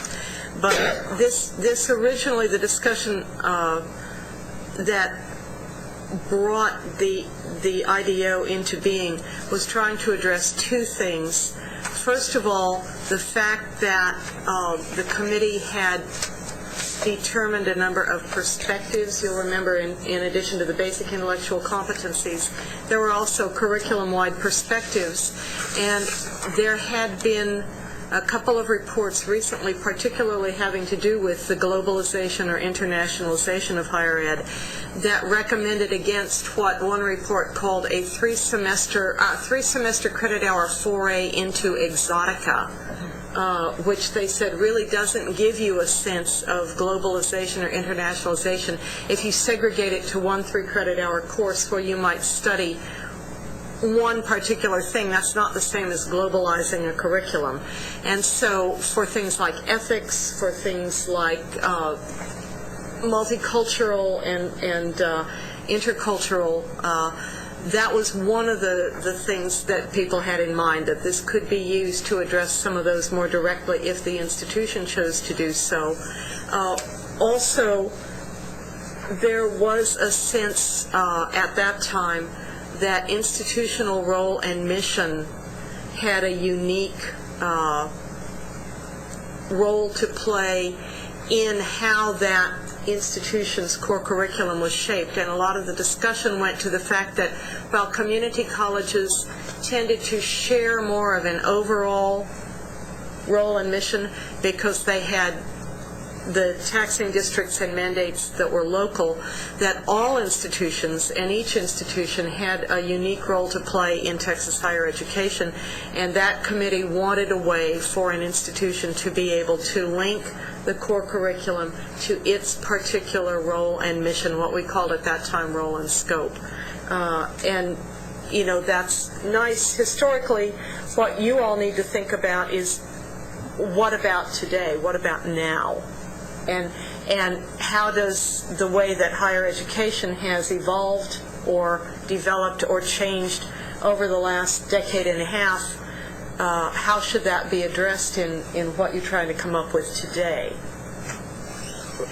One of the things this committee did a year or so ago, amongst our other recommendations, was to recommend the first-year experience sort of programs, freshman seminar, those sort of holistic first-year programs. And I'm having a hard time seeing where that sort of course fits into the core curriculum unless we have the institutionally designated option to have that course, which would encompass many of the objectives we want to encompass in the core. It would be very difficult for the institution to create that, yet have to leave it out of their core curriculum. Did that make sense? Further? Yes, but I'm not sure I understand. There are a lot of institutional requirements that are outside the core. Well, I'd like to respond to what McGregor said earlier too. I think the 6 discretionary hours, as long as they meet the core, whatever part of those objectives is fine. I think what it does too is it allows institutions to, for all intents and purposes, localize to needs that are unique to the area and yet stay within the core. As we said here right now, what we are is big government. When I go back to Alvin, I'm little government. And when I look at our base and I look at who our students are, the 36 required may not get it done for us as much as we would like. So we'll add some courses. For example, we also think we should have labs in biology, but we can't do it in a 36-hour core with the way it sets up. So we'll put the labs in. You guys have decided not to put oral communication in as a mandate. We'll use that because we're committed at that point to the oral communication component. We also think that it does the other things from an objective point of view. So I think if you're not careful, this committee or the coordinating board or the state is simply going to be big government telling them everything they have to do. The 6 hours, if it's wasted, I agree with you. But if all this is about is finding some spot to put foreign language in, it's a big mistake. Foreign language needs to be find another way to get in than take out these 6 discretionary hours. I'm going to interject something too. The way I read the legislation, the hours defined there are not just a minimum, they are also a maximum. I mean, there is a range there that also constrains the institution's ability to put some other things. 42 to 48. Right. An institution can go up to 48 hours with coordinating board approval. Right. I'm sorry. Can I respond to Bill? Yeah, go ahead, and Robert, you're next. And I think that, sorry, I lost track of what I was going to say. I think it's about something else. Okay, Robert. Sorry. Just simply, somebody said technical question a minute ago, and I was thinking of that too in terms of the work group recommendations for semester credit hours. It says 42 minimum. I think that's very clear. But if this is the document that's moving forward, we ought to capture that idea of maximum in here, I think, in parentheses or whatever. Because if not, I think there's going to be a tendency to look at this and say, my gosh, we're locked into 42. Again, just a technicality, but...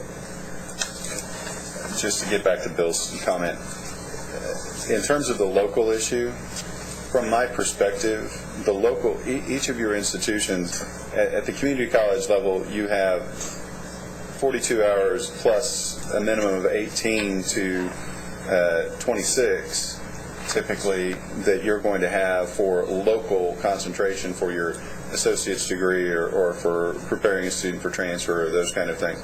At the university level, you've got this 42 hours plus another 78 minimum hours in which to put your imprimatur of your institution on that student.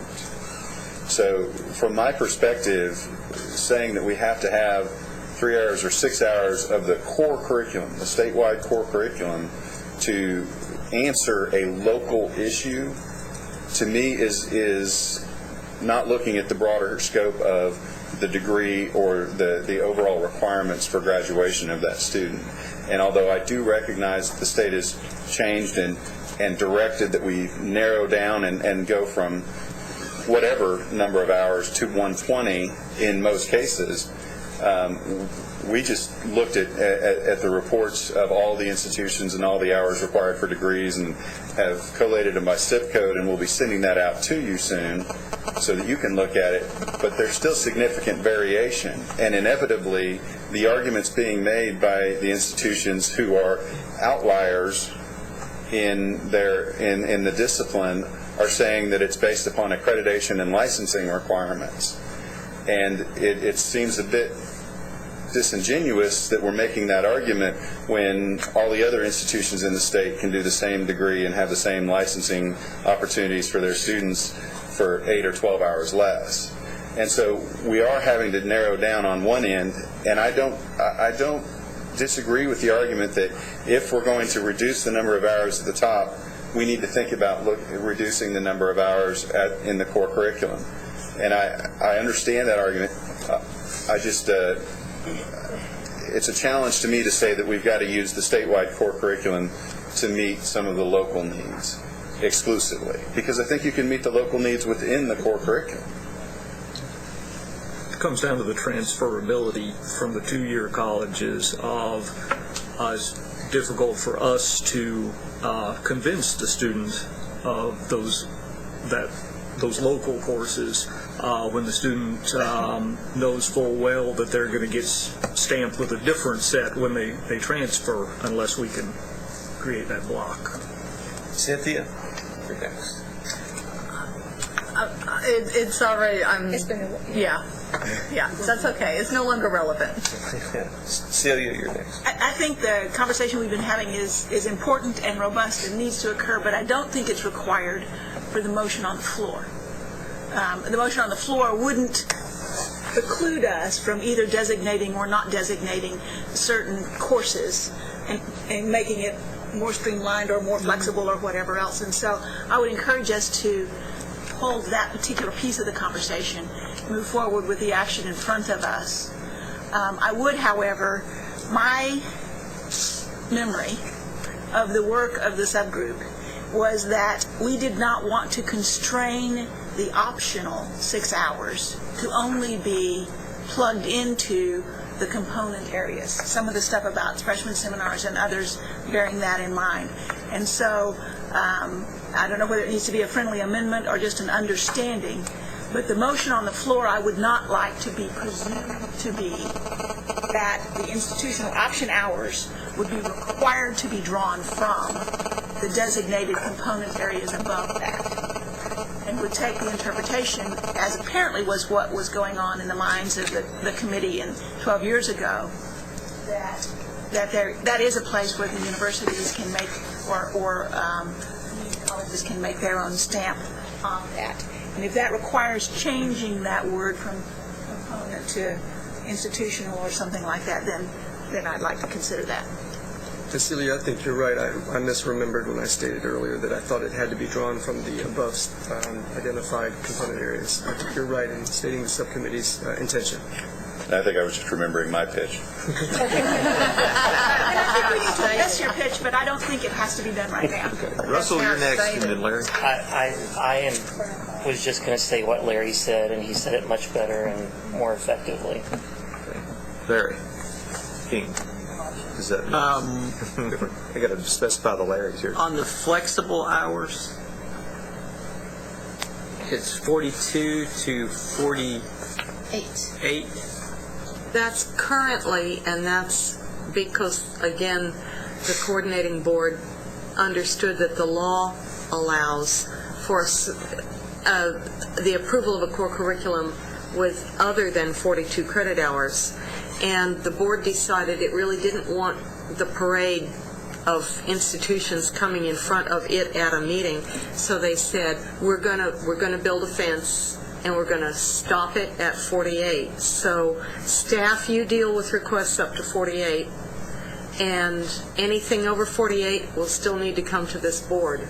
And we've never had a request in 12 years for more than 48. So that's not legislated. That's not legislated. The legislation says a 42 credit hour core curriculum, and it says a curriculum of at least 42 credit hours, so that means you can't have less than it. It also says if an institution desires a core curriculum of other than 42, which we interpreted to mean more than, then you have to get board approval.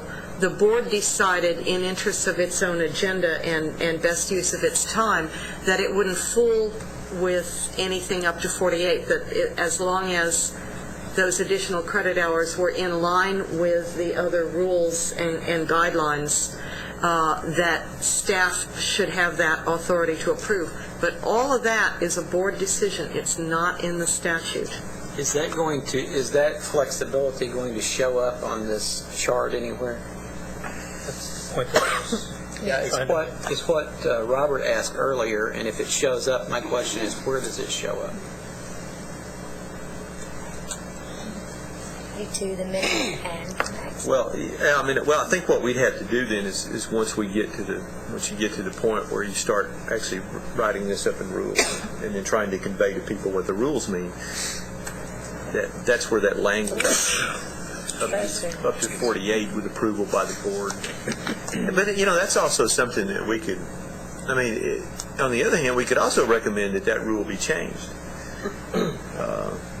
But I'm asking, is the flexibility anywhere in any of these foundational component areas? Not currently. Or is the flexibility only in the component area option? It's the difference between the statewide core curriculum, which is what this group is working on, and an institutional core curriculum, which may be broader than the state. Which would be in the component area option. Correct. It would still need to be in the component area option. So should this be revised to be in the component area 6 hours too? Could I speak to that as one of the people who has had to implement this thing for more than a decade? The statute specifies 42, and it allows for an institution to request more.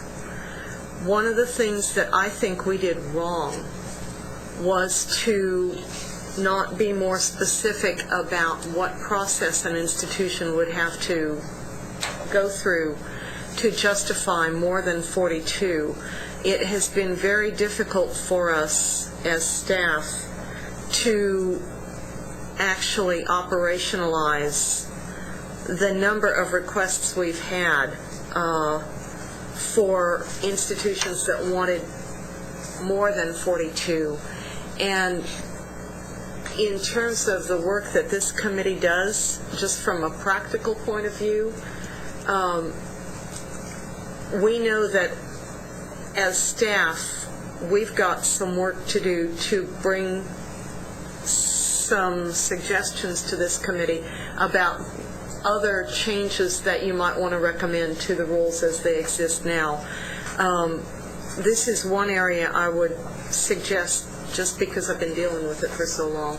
Stick with 42 here, and understand then that there should be a process developed for an institution that has what it considers to be an extraordinary or special to it need to be able to try to make that case to staff. But don't write in the assumption. Right now we've got 74% overall of our public institutions between 42 and 44 credit hours, but we've got 26% of them with more than that, going all the way up to 48. But I would be surprised if any of them could really specify when they asked for that overage what the collaborative, collective, institutional reason for it was, and that's something that I'd recommend be rethought. I would be less comfortable with demonstrating a range that is implementing the statute rather than saying the statute says 42 and there could be some exceptions. And, you know, I don't mean to lobby for any one thing. I just wanted to give you the perspective as somebody who's had to deal with this. Larry, and then Dick, and then back to Robert. Still on a related issue of hours. When I look at this recommendation, and it's the same as it had been before on life and physical sciences at 6 hours, I mean, that does not reflect reality at my institution. And is there anybody around this table that has courses in life and physical sciences that are 3 hours and that's just it without the lab? Anybody? I know of an institution that does. Mine doesn't, but Science my class, former did. the Council of the Core, that's 3 rather than 4. That are 3 hours rather than 4. Yes. Now, they include lab, but they're not 4 hours. So there's 1, You talking like environmental science? 2, 3? There are a lot of. There are actually a lot of. There's actually a lot of geosciences have that option. But a lot of them have 3 and 4 hour courses. I will comment that many of ours that we have as 3 hours were made to fit the core curriculum neatly for. We don't have any. They're all 4 hours. And the other part of it, some of them may be for non-majors. And so that's why they are able to drop down. They drop down to the 3 for non-majors. Right. Even the ones for non-majors are 4 hours. There is one thing to point out about this chart right quick, is that, and I think I misstated this a little bit at the beginning because I said it doesn't really change anything. However, it does, because under the current system, if I'm not mistaken, the 36 hours is given to institutions in Chart 1, broken down by component areas, and then the additional 6, three of those come out of Chart 2, part of which is taken from Chart 1. So your institutionally designated option currently is 3 hours. And in effect, what we're recommending here is that the institutionally designated option actually be 6. I would say it a little bit differently.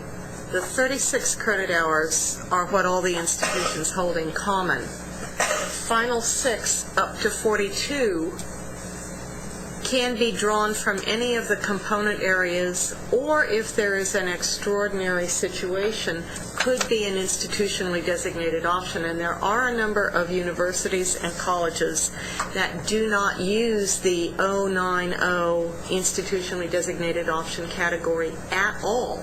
They select those additional 6 hours to get to 42 from among the other component areas. They might do a speech course. They might do labs. They might do a 4-hour math. But there are a number of institutions that completely avoid the IDO, and their core curricula simply in Chart 2 select from other existing component areas. So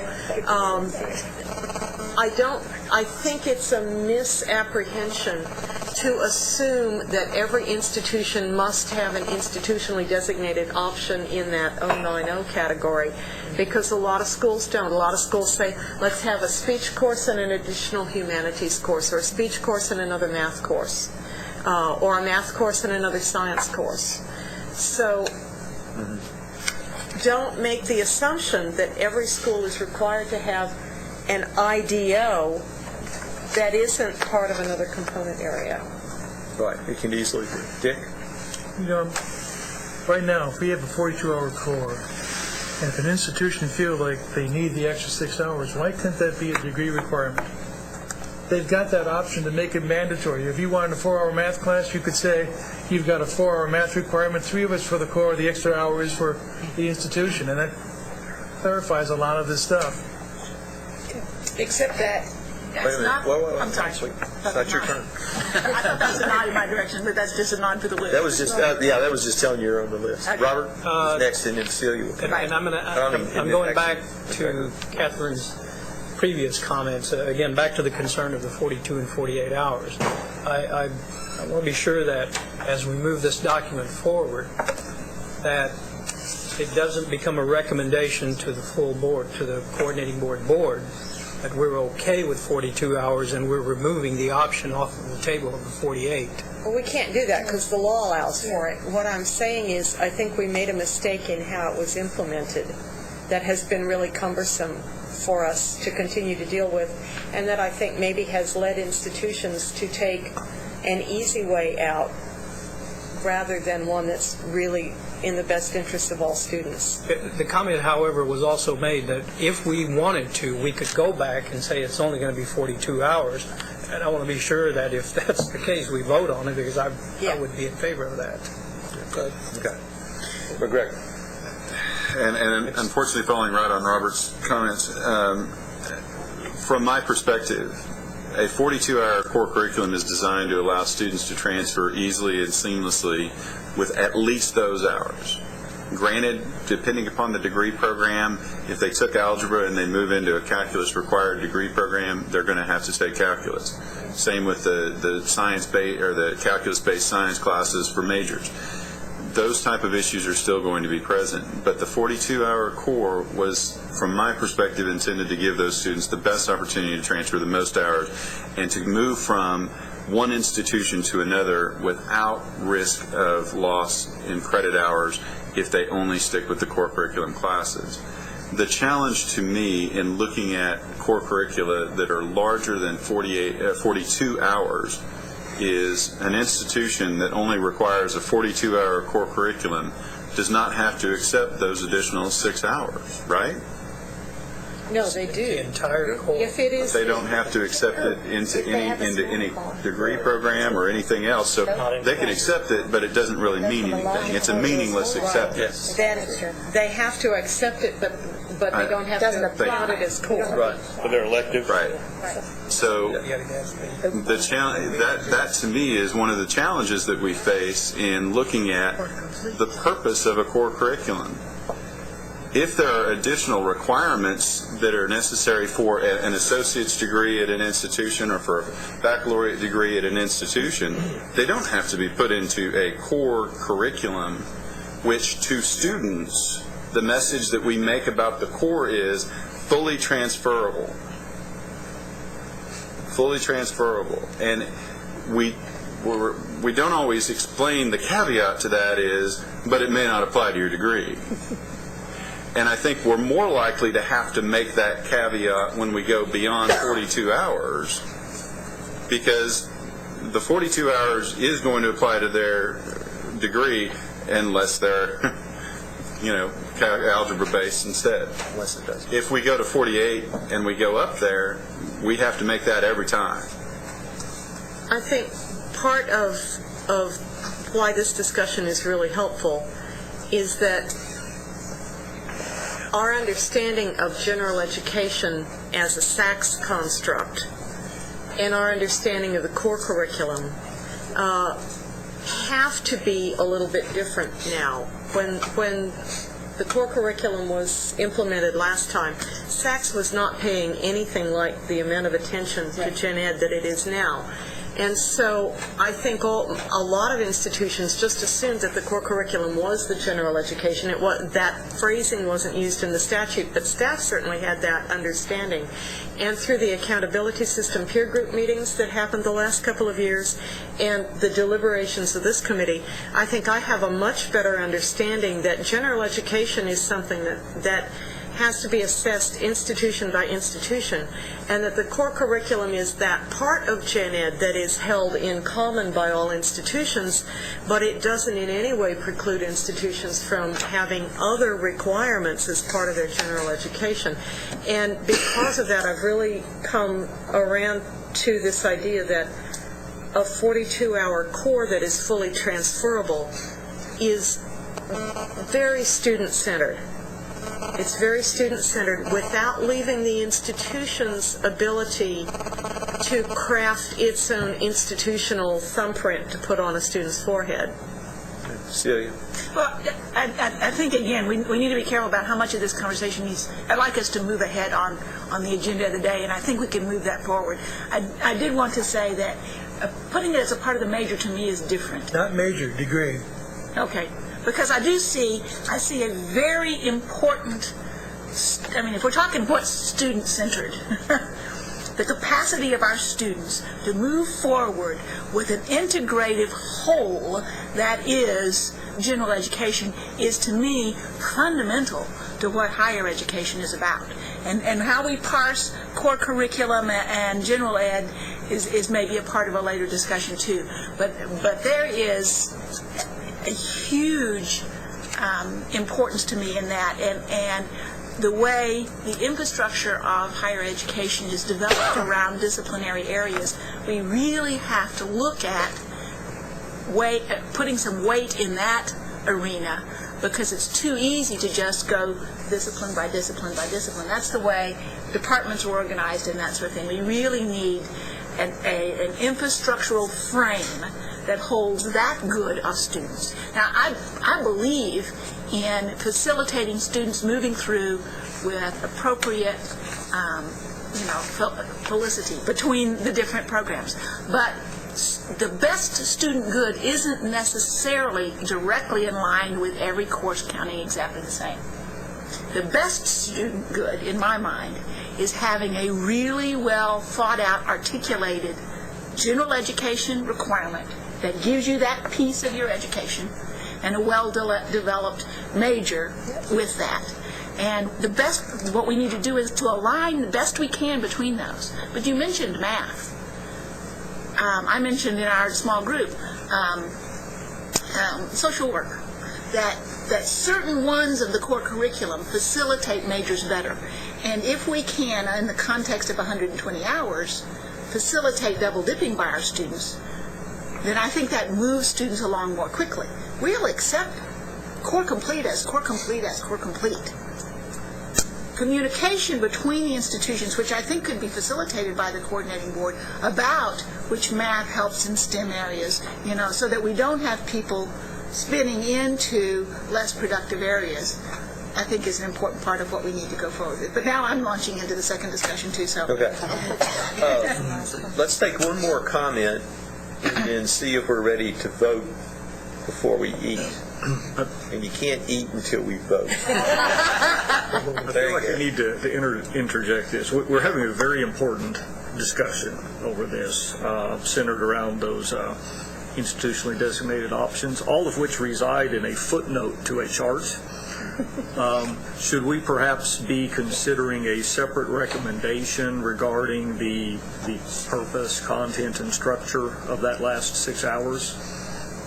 Or should we revise this footnote to more reflect the discussion that we've been having? I would suggest a revision to the footnote because I think it would be helpful to clarify. What I would suggest is that we move back to institutional option. I think that lets people see, that communicates pretty broadly. And then in our footnote, must include a minimum of 3 core objectives. And then may be used in various increments of semester credit hours, which basically is saying you can do the 1 science labs, you can do a 1-hour freshman seminar. It doesn't have to be in 3 semester credit hour increments. Yes. There you go. If you're going to speak and you're a guest, you need to identify yourself. Judith Bain, Texas Holdings University. I would just suggest adding it to the component area boxes that are already there. Just add one for institutional option and put there. You got great, however many, simple is better. It'd be easier. And see, the question I would have on that though is, do we want to say that the institutional options or the institutional option as a whole must include a minimum of 3 core objectives, or do we want to say that each course or any course included in that option include a minimum of 3 objectives? Because that's a very different. And I think we should follow the mode that we have used with every other one, that we require it for every single one. I would speak against that, and the reason I would is because when you read this, it says that the reason it's labeled component area option is that is to be used for component area completion. You go back to designated institutional designated option, you lose that whole conception of we have component areas in the core that have to be completed, and then you fall back to, well, it's free grabs for whatever institution wants to do, they're going to do that. I like the way it's worded here. Okay, Robert? I'd like to have some sort of parentheses in there about the 48 hours. 42 semester credit hour minimum, parentheses, coordinating board allows up to 48. I've heard the arguments, and at a previous meeting, about 2 meetings ago, Gregor and I pretty well said we agree to disagree, because when we say that the core transfers completely, and then at the same time we say, but if it's too much, it might not count toward a degree. You get into semantics, because if you have a language requirement, for instance, and the student says, oh, well, I'm at Alamo, I'm going to take 3 hours of Spanish. And so it's core, and they've completed the core with us, but their major is French. And so now they go to UTSA, and they say, that doesn't count toward your degree, although your core complete. So it's the core. It's semantics is what it is. So in my estimation, the more that transfers as a guarantee, and it may not, there may be 6 hours that don't count toward a degree, I still think that benefits the students. They stayed with us, they took those hours, they don't have to start their commute, they don't have to pay the higher tuition and so on, and they still are transferring guaranteed courses. But it is anyways already, right? Yeah. So I don't understand putting that statement in will help or confused. I guess I'm confused with that. Well, the reason I think the comments that Dr. Parsnell made, I think reinforces the need for that, because we were all under the assumption that you could have 48, and now it's really not, because we're considering that we'll relook at those rules in terms of the coordinating board, in order to give you 48. I'm concerned about that. Process, right? It's a process. It's not wearing rules right now. The current legislation, the way it's written, is, as I understand it, is that theoretically an institution could actually ask that their core curriculum be 120 hours. Okay. Anything beyond 48 requires coordinating board approval, and I mean the coordinating board. Those members of the coordinating board, it would require their approval. And what the coordinating board actually specified before was that the minimum, and the law says it must be a minimum of 42, but the coordinating board didn't want anything over 42 coming to them, so they said they empowered the coordinating board staff to then pass judgment on anything between 43 or 42.1 and 48. But under the current system, a college can propose a 75-hour core curriculum. It just has to go to the coordinating board for approval. Now, what's happened in practice is that I think everybody kind of then looked at the rules and interpreted that to mean that the minimum was 42 and the maximum was 48, and nobody's ever asked for anything over 48. But the legislation has allowed it all along and still does. And I think what Catherine was trying to address is that the coordinating board's internal processes among the staff for trying to determine whether a core beyond 42 but no more than 48 should be allowed. It's those criteria that need to be looked at, and the rules by which you determine whether it's allowable or not. Because too often, I think it's become a compromise position for an institution to keep peace in the family. And it hasn't really been about,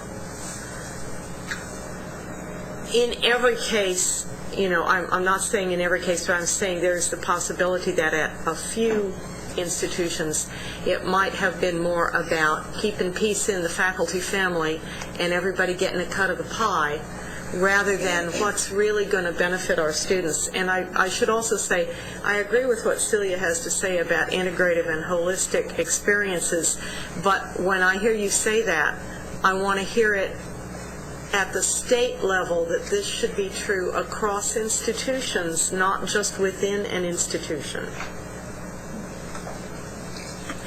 Good point. Okay. Ted, and then Celia, and then I want to come back and sort of straighten this out procedurally again. Just a technical question on transferability. We all agree in the 42 hours being transferable, but if my college algebra meets it at Alamo Community College and I want to take math at UT, now you could say, yes, it's transferred, but the math department says no. So it's bouncing. What it does is, yeah, you constrained it here, but then it comes out the other end. So I'm not saying it's a problem, but in reality, that's what will happen. Yes. Many of these technical classes that aren't like government, for example, but they're math, or you might have a chemistry class that will say, well, we'll not allow chemistry for ballet majors to count anywhere in your degree plan if you move over from political science into chemistry. Right? Am I thinking about that correctly? Yes. Okay. You are. Absolutely. Celia. I just wanted to get back to the motion. My understanding of the motion as it was brought forward from the subcommittee is that we were not intending that the 6 hours had to be drawn from the component areas above. If we need to change the wording to make that clear, I would like to do so. Well, we have a procedural issue here, though, and that is that even if that's not what we intended, that is what we put on the paper. And a motion and a second has been made to approve what we have written here, which would include that those 6 hours then need to be used for component area completion. Unless we take it as a friendly amendment. Well, but Larry made the motion. Clear that I will not accept that. It's not friendly. So you have to defeat that to consider this. Yes. Okay. So procedurally, what we would need to do then is vote on the motion that's on the table, and if we want to, and then consider Celia's then what would be a new motion. Or you can make a substitute motion, which we can vote on first, and if it's defeated, then we come back to the original motion. Yeah. There are also 3 typos. If you're passing this debate... I know. We'll we got we'll these. fix Did you those. get those already? Yes, sir. I'm sorry. So can I, what we would do in order to do a substitute motion is we would have to vote on the willingness to accept a substitute motion. There's a motion and a second on the You can make a substitute motion, and if it gets a second, then we'll vote on the substitute motion. If it passes, it negates the first motion. If it's defeated, then we go back and vote on the original motion. I would like to make a substitute motion based on the intent of the committee bringing forward this proposal. I'll second. Could you clarify what it is? Yes. That rather than reading component area, and I want to get this from a nod from the committee members to see that this actually does follow the intent of the group, that we would better reflect the intent of the committee if it were to say institutional option rather than component area option in that frame. And that then when the footnote says may be used for component area completion regardless of semester credit hours, I'm not sure whether that's appropriate to stay or not. I know it was in there because we wanted to make sure that science courses could throw their labs in at 1 semester credit hour increments, but there also are freshman seminars at 1 semester credit hour increments that I'm presuming that the committee was considering as well. So I would, seeing the nods, this would change then what you have before you to read institutional option in that chart, and the footnote would say maybe Can we call it a definition, perhaps? Pardon? Can we call it a definition, perhaps, instead of a footnote? Because is that what we're call doing? that a definition? We would like to. We're modifying this thing. Right. Okay. Yes. Right here. Okay. And I think Judith's suggestion that we later add it to the chart is fine, but since this is the motion in front of us, then may be used in various semester credit hour increments, period. Replacing that second sentence. I'll still second it. Point of clarification? Could you read the whole thing Yes. one more time? Yes. And then we'll come back. So the note or footnote or definition says, must include a minimum of 3 core objectives, may be used in various semester credit hour increments. Examples include, etc. Yeah, point of clarification? Because sometimes I get lost in this. If we vote on this amendment and we vote for it, we're allowing institutions to decide how they're going to use the 6 discretionary hours, but they don't have to apply to satisfying 3 of the core objectives, or they do? They do. They do. All right. Just like all the That's other statement, components. How clear as I can be now. The new statement underneath it doesn't capture that, because it generated the same question. Yeah, it does. Say the same person. Must include a minimum of 3 core objectives. What you lose, though, what you lose in that new statement is a reference to the component areas. And then it throws it back open to, this is just institutional free-for-all, so let's just have fun with it. I don't agree with that characterization, but you're right, you do lose. It doesn't require it to be in the component areas. Well, could you say and or could be used? It can be. It can be. Celia, can it be said the way that you phrase the second sentence that may be used? Can we go maybe used in various semester credit hour increments or component area completion? So that will include what Larry's concern is. Well, I think my concern is that nowhere in this discussion have we said anything about institutions. In fact, we have constantly said that's not to be the focus. And now we're focusing on institutions. If we are going to say that the core is going to consist of these component areas and these objectives, then let's focus on those component areas and objectives, and let's not talk about institutions. So I have set forth and I see it differently, clearly, but I've set forth a substitute motion. Point of clarification? The wording of the footnote is on the screen. So, to make the simpler of us understand this is myself. If we vote this down, the one that we will then be voting on Is that will therefore eliminate a lot of discretion from the institutions, or at least force the courses to conform themselves to the standards that we set out. No, it's not. Well, if we vote the substitute motion down, then we'll go back to the original motion, which was to adopt this as written, which does put those 6 hours. Those 6 hours must then be drawn from the component areas. Can I just throw out one thought before we move forward procedurally? Is it what's best for the students? Absolutely, in my mind. I understand that. I just wanted to ask the question. Yeah. I knew what your answer was. I thought you But did. I think that's, and we each have to answer that. We each have to answer that. I got a question. Would this preclude us to follow Judy's advice to include that among the definitions of the component area? No. So that means we can put it there and follow the same format. Ever how it becomes adopted, we can put it there. Right. because we voted on content. We voted on the content for these, not the format. Okay. Right. Robert. I'm sorry, I still need a clarification. I agree with the substitute motion and the idea that it should be an institutional option if those hours are drawn from the components. Then you do not agree with the substitute motion then? Because it does not draw. Because under the substitute motion, those hours may be drawn from the component areas, but don't have to be. So they could be drawn from any area of the institution, from physical fitness. Or it could be an integrative course or a freshman seminar or a capstone or any of those other sorts of things that we talked about. So I agree with part of the motion, not doing with the other. Now it is on the bottom half of the screen. My question is, are we still discussing or component area completion? Is that in or not in your proposal? My proposal, my substitute proposal changes the word in the chart from component area option, not in the footnote, in the chart, from component area option to institutional option. We have that. Okay. All right.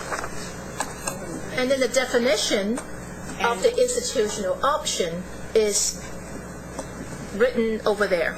And Cynthia, the question is, or component area completion, should it be or not be in there? What is your proposal? Or is fine for me. Okay. Okay, so we'll take out the parentheses? So that is what we're voting on.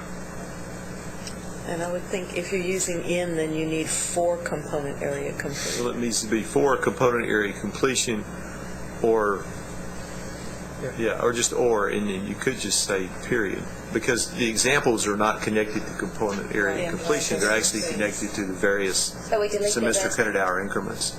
Or you could just move it up, parentheses after increments.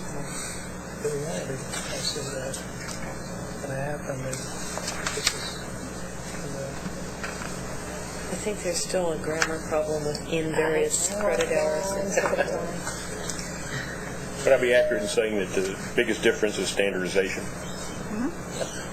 So if you vote for this, you're for less standardization, and if you vote for the other, for more. Yes, I think that's correct. And I have one other. I have a question for clarification too. It's the one I raised earlier about the institutional option must include a minimum of 3 core objectives. I think the way it is written, it implies that as long as you have 3 core objectives, somewhere in that 6 hours, you're fine. And is that what we want, or do we want 3 core objectives to be met Each course. in each institutional option? And I think and part of what I'm wanting to do is to return to the intent of the committee, and I'm looking at the committee members saying each course. Yeah. Is that correct? Then I think we need to be clear about that. And Which would mean a 1 hour would have to fulfill all 3. You have to have at least 3 in there. Reflect the component areas required for science. Okay, so I think we need something then that would say Yeah, I think that's true. Must include a minimum of 3 core objectives. each course or each option must, or something. I don't know how to word it at the moment. There's another point too, that if we put it down this way, saying that it can satisfy the component areas, let's say some of the component areas have 4 objectives. So if you propose a course to do that, then it would assume also that you will have to complete those particular 4 objectives. Does that make sense? Yeah, because that's why we have Right? a minimum of 3. So a minimum of 3 will cover that too. So just to clarify Well, that. but you would need to specify, otherwise you might have science labs that could select 3 other objectives that weren't in the Connected to natural completion. history life and But I think that's all right, because What we would be already wrong have with that? covered them with redundancy. Yeah, because you covered them in your other courses. So, That's going to be fun to implement. Maybe. Unless it's a separate. To me, I just think that if we're voting on, let's say the component is mathematics, then it should be that those 3 would be included, because you're going to satisfy that component area. Because otherwise, it will be all over the board. Well, but they already have to have 3 hours of mathematics. I understand. This is in addition. I understand, but if our university, whatever university chooses to get a course to cover that particular foundation component area, then that course needs to meet those objectives, because otherwise, I understand that it will, redundancy, whatever, and so on, but implementation-wise, it might, although it's a component area course, but then it satisfies other objectives, that's going to be a little bit more difficult to... I would suggest that the general move here is for flexibility, and so in honoring that general move, that we say that each course delivered under this has to meet the 3. It has to meet 3, and it's up to the institutions to do that. That's the way I'm phrasing this particular alternate motion. Okay, so that's the substitute motion. It's on the floor. It has been seconded. Are we ready to vote on the substitute motion? Okay. All those in favor, raise a hand.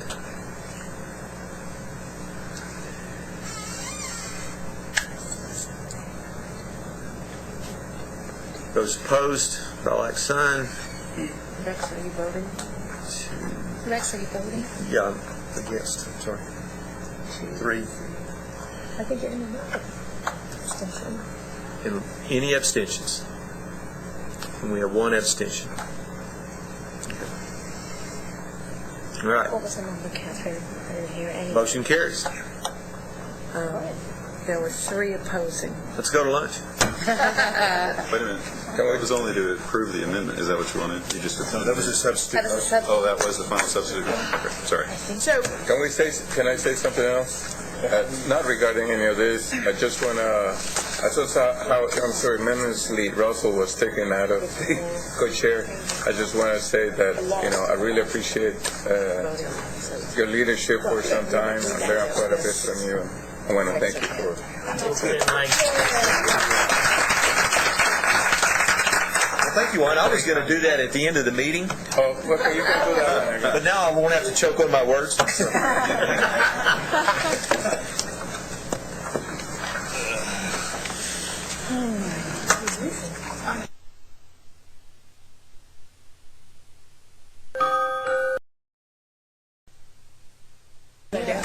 Yes. Before we reconvene officially, I wanted to mention an opportunity to you that I got an email about this the other day too, and then Lorraine passed it out as well. And that is at the AAC&U's meeting in October the 22nd from 2:30 to 4:30 in the afternoon at the Weston Oaks Gallery in Houston in the President's Room. I can't believe I actually remembered all that stuff. way to go, Rex. If I could just remember where I left my car keys, in good shape.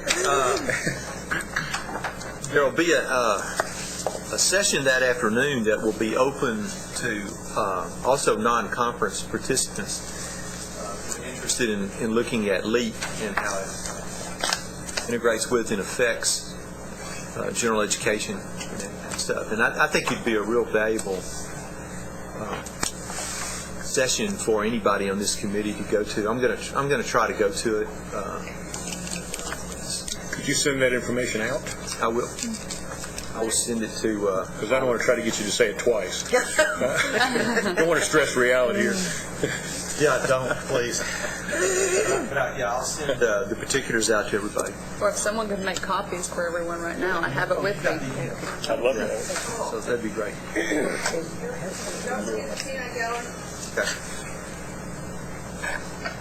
It's the UEAC members are invited at no charge for the one day. Yes, for that one afternoon If session. you're a UEAC member, you're invited at no charge for one day, which, if you look at the price of registration, is a real deal. Yeah, it ain't bad. But I'm going to try to go. I think it'd be a really interesting discussion in light of all the discussions that we've had about general education. And of course, one of the things that we've done is we've incorporated a lot of that leap notions about general education into what we're looking at with the core curriculum. Okay, any questions about that? And we'll get everybody copies of that. An announcement? I'm not sure when we're ready.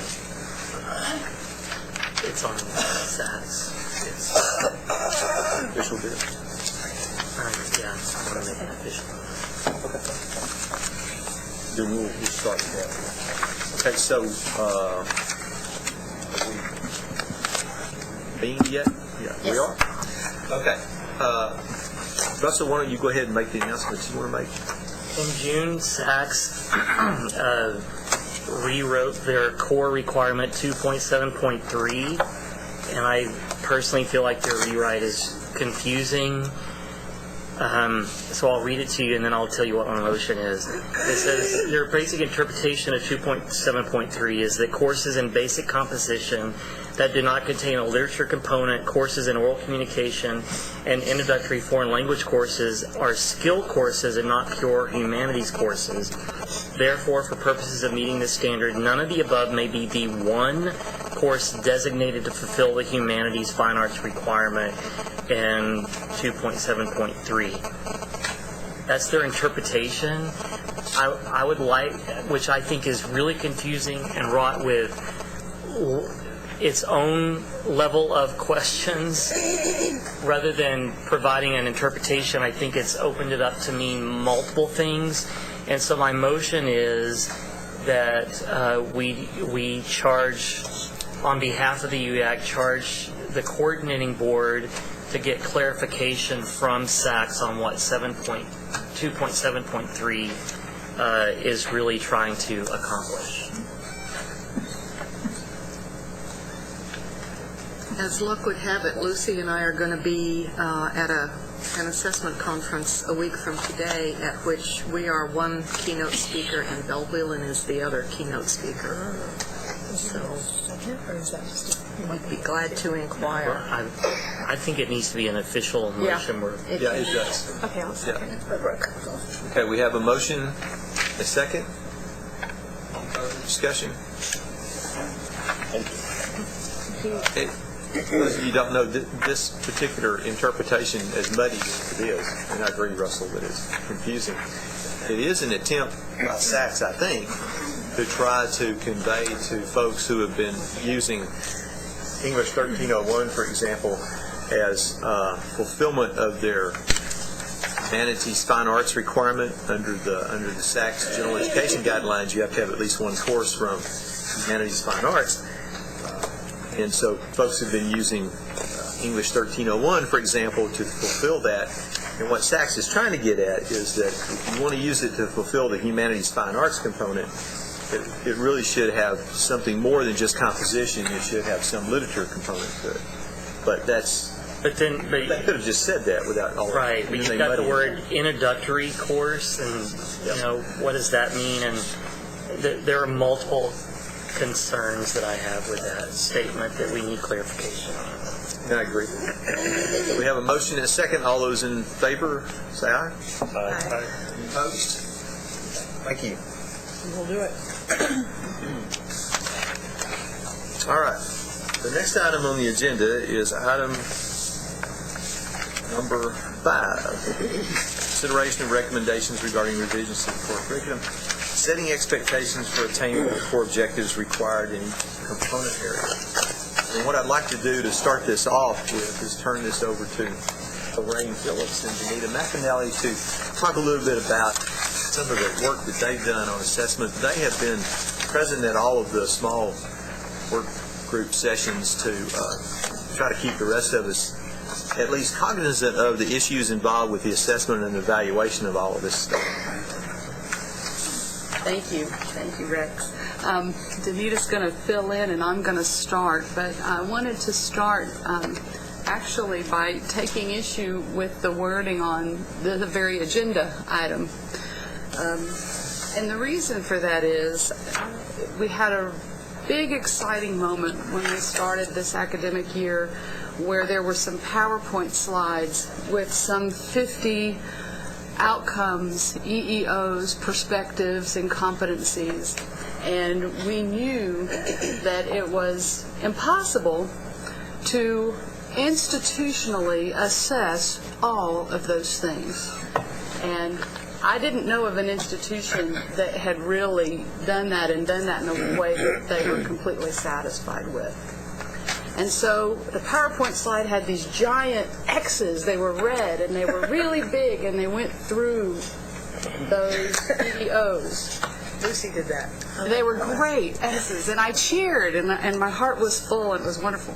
And then we said, we care about these 6 objectives, and then we adopted them, and we said we're going to assess those institutionally. I'm talking, I do think 3 levels of assessment: course, program, institution, but I'm talking about institutional reporting, accountability reporting, assessment reporting.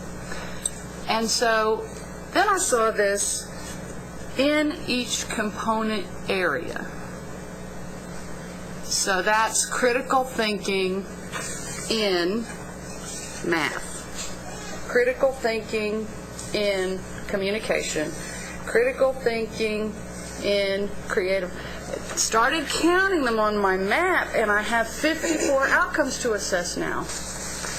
And that's what I thought the X was about when we were excited the first time. So I wanted to make sure that I wrap my head around what we really mean. I think what I know we do is we look at the outcome because we think about SACs. We have expected outcomes. We have to show how the extent to which our students have attained those. And we're prepared to do that. We aren't prepared. Now, we're prepared to include math students in the assessment. Don't get me wrong. Math students will be in the assessment. English students will be in the assessment. Liberal arts students will be in the assessment. Social science students will be in the assessment. In fact, we'll even probably make sure that that social science department has the results of a customized set of results from that assessment. But we're not going to necessarily say that critical thinking as assessed in each component area we're back to 54 outcomes. So I had a concern about that, and Danita and I have been chatting back and forth and talking about the kind of framework that maybe we should really think about when we're talking about assessing. And I know that one of the things that we've said is important from the very beginning with this group is that the kind of reporting we do at the state level is not unlike the kind of reporting that we do for SACs in this area. And so it seems like we want to reconsider this concept of in each component area in terms of the concept of attainment. So that's one thing that I think is really important. A second thing I think is really important is through all the things we've been talking about today, one thing that is really becoming clear is that the way in which we develop the criteria that will allow a course to be included in the core is a big deal. And I want to argue that using the word attainment, student attainment, isn't the way to go about the development of that criteria. And that's why I'm arguing to peel this back a little bit. Because what we want to do in terms of determining how a course gets into the core is we want to talk about the exciting things I've heard come from Russell since the beginning. This pedagogical shift, right? The core objectives embedded in each and every one of the courses that are in the core, even in what we approved today. I love the fact that the third piece of all of those component area descriptions includes the specific expectations of the core objectives that are to be included. And that's where the faculty come in, right? The faculty write things called syllabi.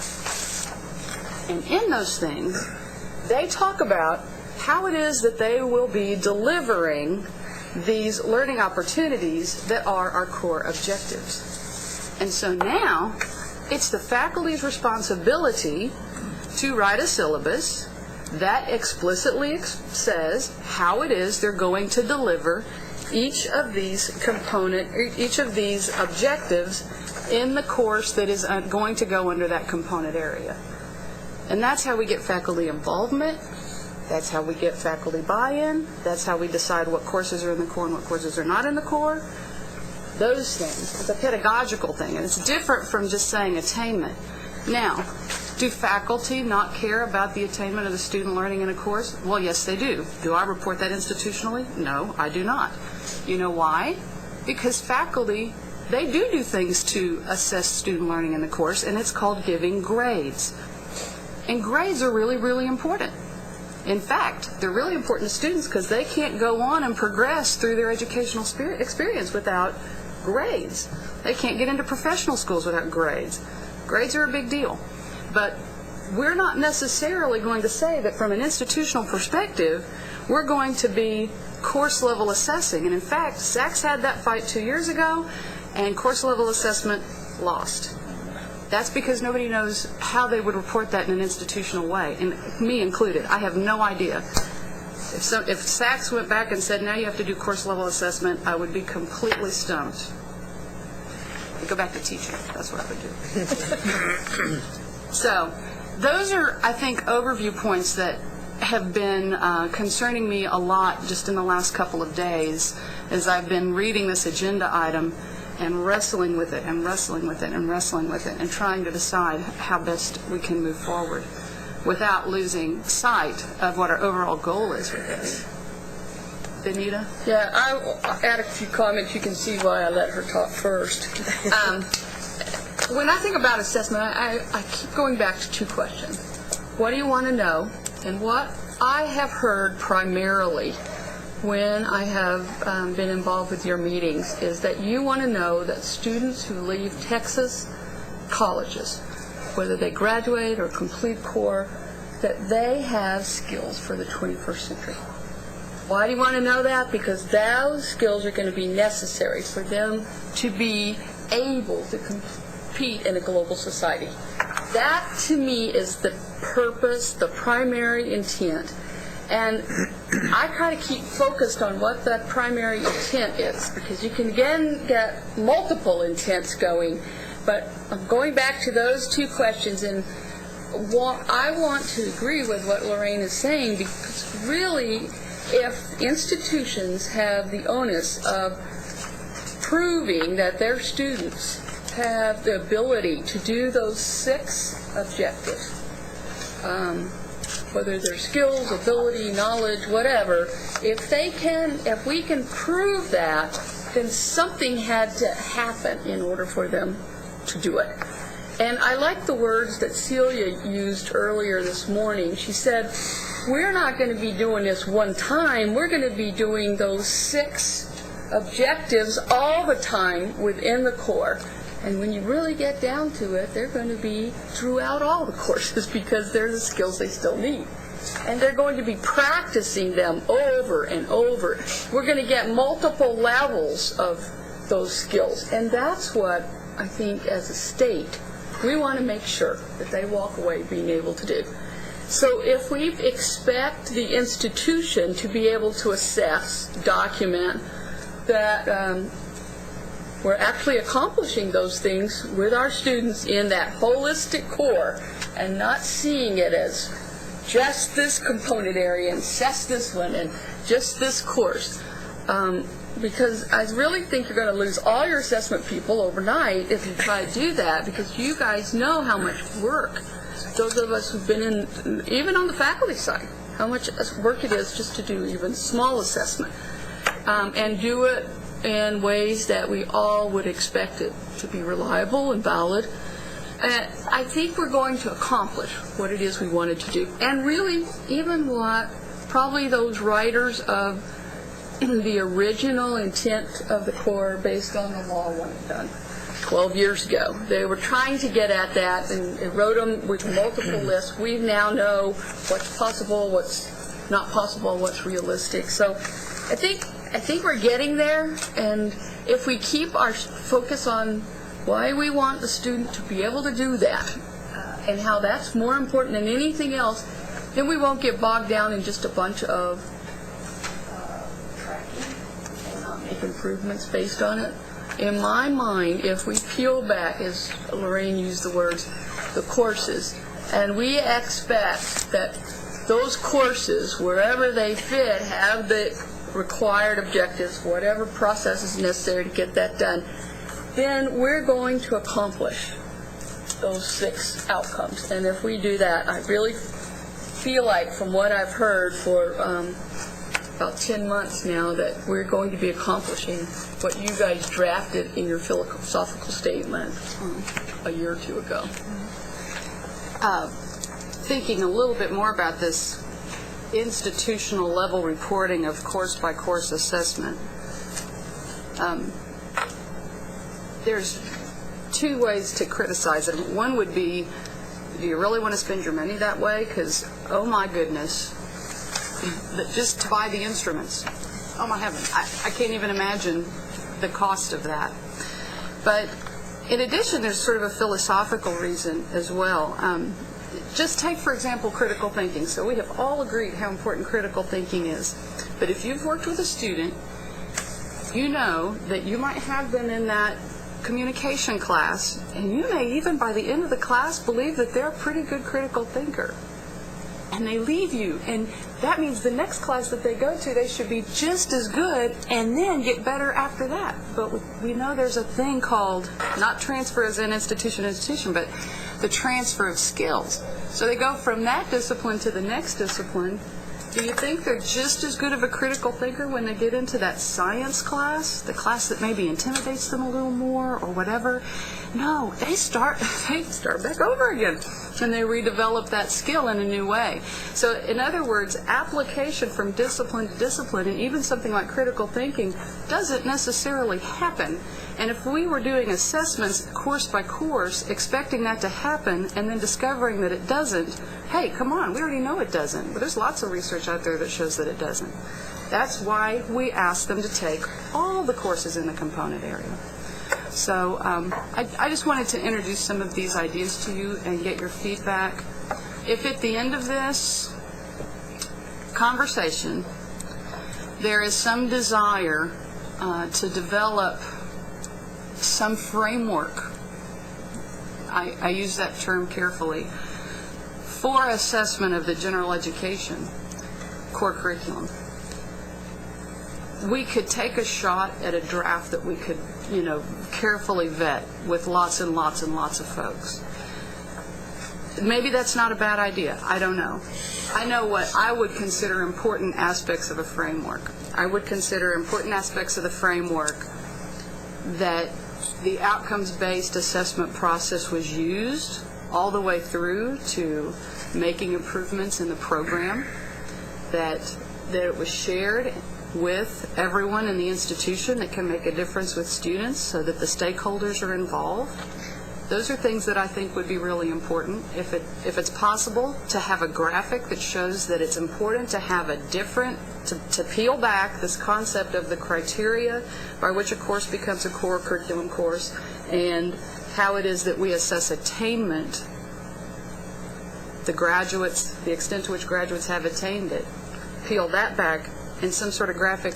If we're asked to do something like that, we would be happy to try. But I just want to make sure we clarify what is and is not possible and cost-effective in terms of the direction we're going here. Point of information. So, if I understand what you're saying, you would not try to assess each of the core classes based on the objectives and the outcomes. that would be cumbersome and difficult. And you believe that what we're trying to do is get the 42 hours taken as an amalgam to create all of those things. Then should we then have an exit exam that says the Corps did the job?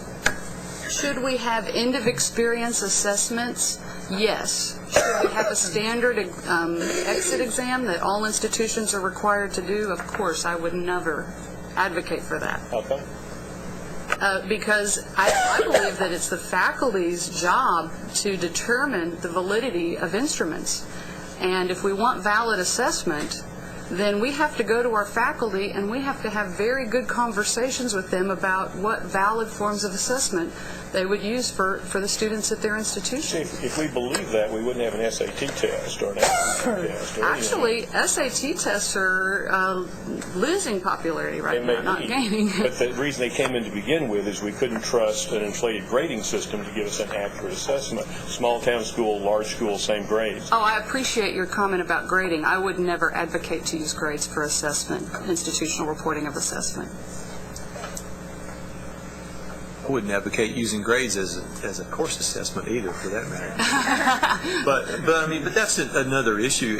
And actually, I must admit that it never, and it may be just because I've never thought about assessing the Corps on a course-by-course basis.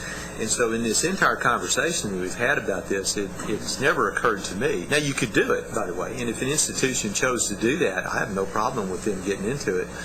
I would never advocate doing it at my institution, but it never occurred to me that a course-by-course assessment of the objectives would be necessary to this, because I think there are a lot of other ways, and there are a number of other ways to assess overall whether students have attained the skills and knowledge that you want them to have without necessarily going to a course-by-course. Now, on the other hand, you could do it that way.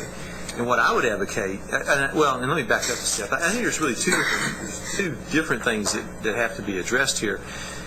And one is how does a course get into the Corps? I think is one issue, and I think that is an issue where this committee needs to provide some guidance to the coordinating board staff on how they're going to determine whether courses get into the Corps or not. I think it's the assessment and evaluation of those courses or the Corps, and to the extent to which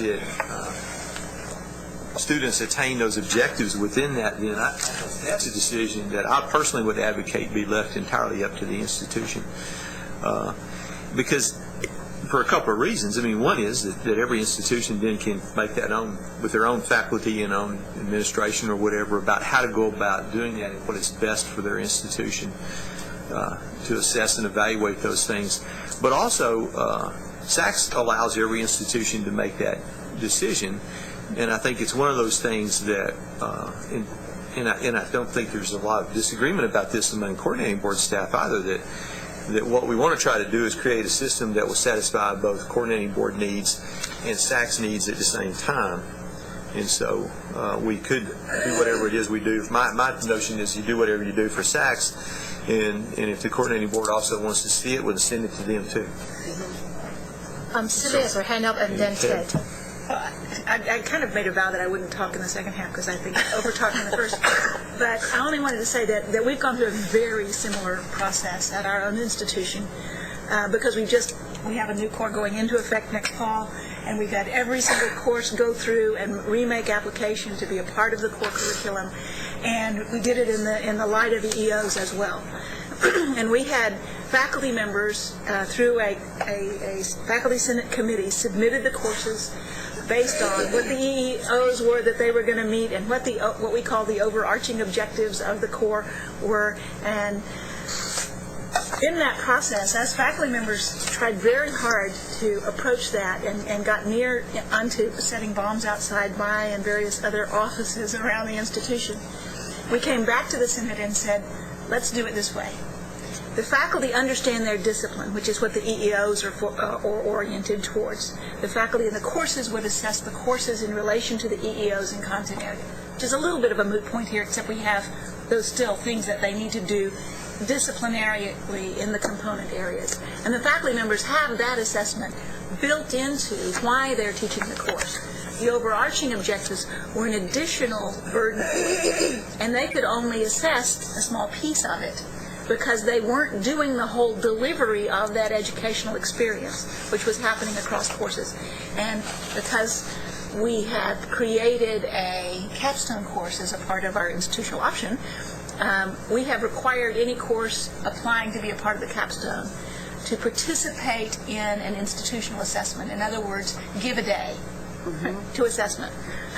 And we will sample those courses to do various pieces of the assessment as we move forward. But what you're saying is exactly what we, through much angst and anguish, came back to. That the faculty members do a really good job of talking about whether the student accomplishes the disciplinary related goals or the specific goals of that one course, and do that anyway and do that well. But to do what we were calling overarching objectives and what we call here the core objectives really sent us into a highly passionate conversation. That's one way. Vigorous. Ted. Yeah, I'm curious by the presentation. It sounds like you want to make the core have a tremendous burden, which is to prepare you to be a fully active person in the international world community. And that's what a degree does. But it's not what the core does, it seems to me. And you were just putting weight at best. These classes introduce us to some of these things, introduces you to ethical problems, introduces you to writing and communication. But I just would be very hesitant about putting too much a burden on the core. I'm not saying it's not good, but I'm saying that's what your 120 hours does, not what your 42 hours does. And I don't think any faculty member would believe that in a year and a half worth of work, they're getting fully integrated skills. And that's why these objectives are so good, but these aren't core objectives, these are objectives. And then in the core, you hope you have these, but do you attain those objectives in the core? I don't think so. Now, maybe I've just got it wrong, but boy, for 42 hours to say we're going to make you an active participant in the world community, no. Am I getting it wrong about what the core is? Well, I think that you may be getting it wrong only in the sense the degree to which you want to accomplish that. Because I think one of the things that we have talked about in here, at least before and probably not in a while, is the notion that the core is really geared toward, at a real basic level. Right. What is it that you want students to know as they either make their way into the world of work right away, or as they actually make their way into a major in a discipline? And so we've tried to think of it as being, in essence, very minimal foundational kinds of skills, and not with the expectation. Well, then I think that's the way to present it, and actually then testing is either good or bad, but it's foundational, but it's not. But it's not the full-blown set. It's not the full-blown set. Okay. Catherine wants to say something first. When we were putting not this agenda, but the agenda for the August work group together, one of the things that we talked about, and Lucy actually was very concerned about this, and now it comes up, was what's the extent within the core that we would anticipate, when she was using the term attainment, I think she meant, what is the extent within a particular core component that you would expect a particular objective to be achieved? In other words, level of attainment within, is teamwork going to be achieved to the same extent in communication that it is in science, for example? And I know that Ron's institution has been working, are you with the Give Students a Compass project? But you've been dealing with the value rubrics from AAC and U, have you not, on your campus? To a very limited degree. And I know Agnes has the value rubrics out here that AAC and U have developed through a piloting project with I think more than 80 different institutions, and there are markers, there are kind of milestones from benchmark 1, which would be a sort of freshman level, entry level, through 2 and 3, which are moving on up, to 4, which would be what they call sort of the capstone level. And if any of you have worked with these, this might be a good way to address some of what Ted is asking.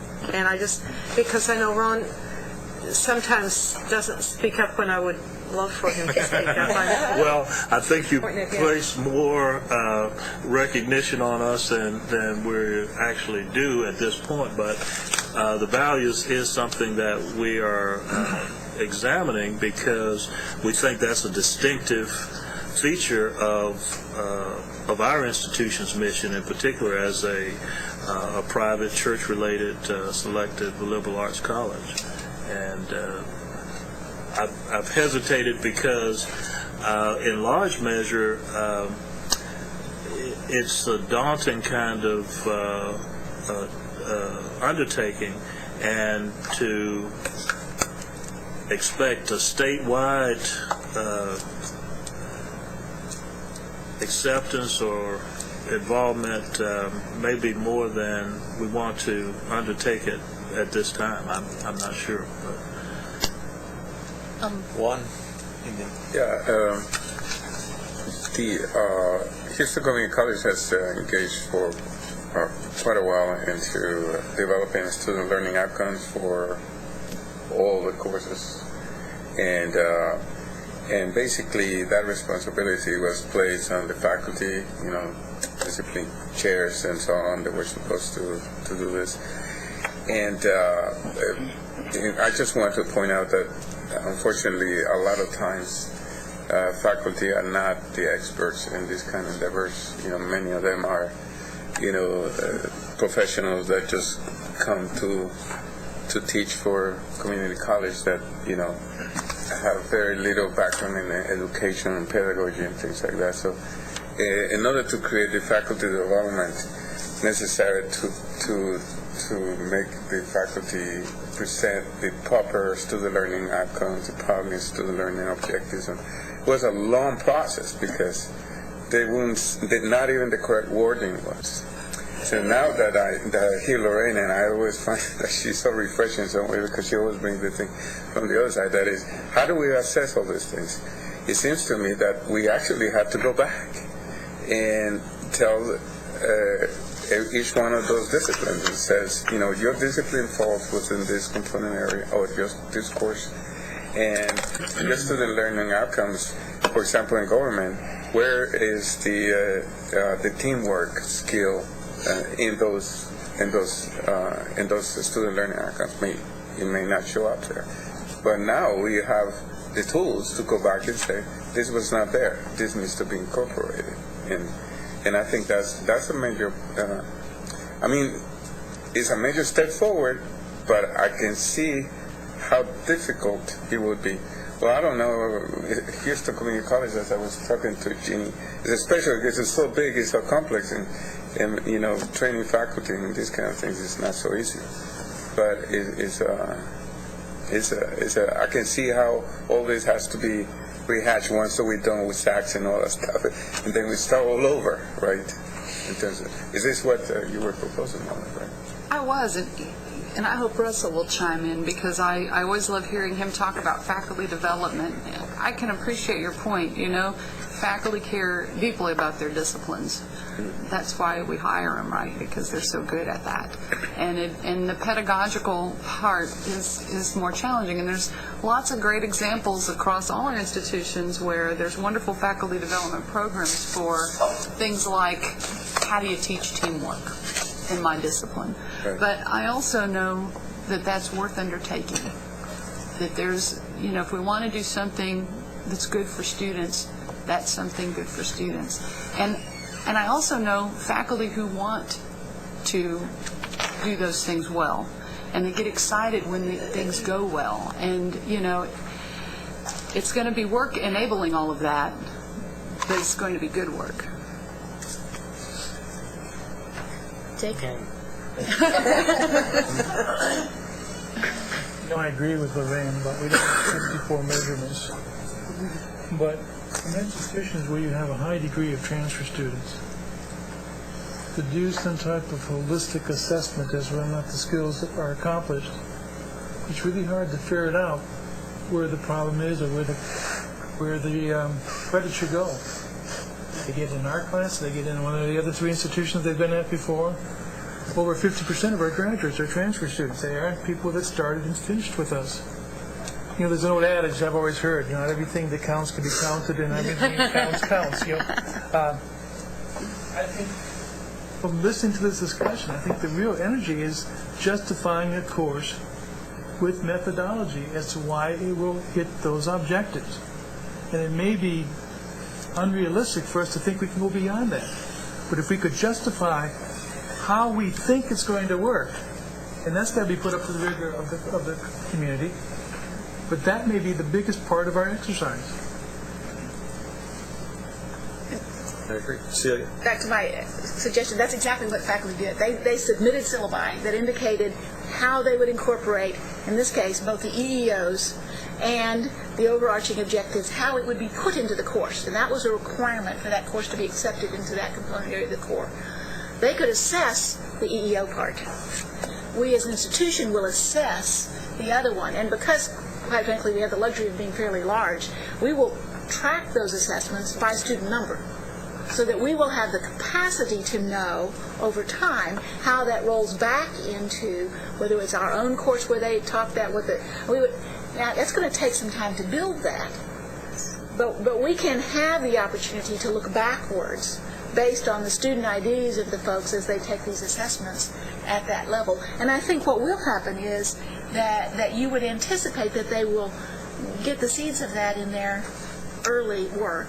My hope is that the transfer students will do just as well as the other students, and then they reach this capstone level. We've got that happening, and then we'll have some capacity within that assessment process to be able to track that back a little bit and say, this is working really well, except the teamwork requirement in this doesn't, you know, the students who ended up there just didn't seem to click on that.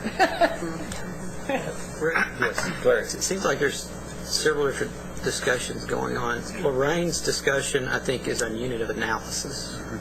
What should be the unit of analysis? And I would say it should be the university.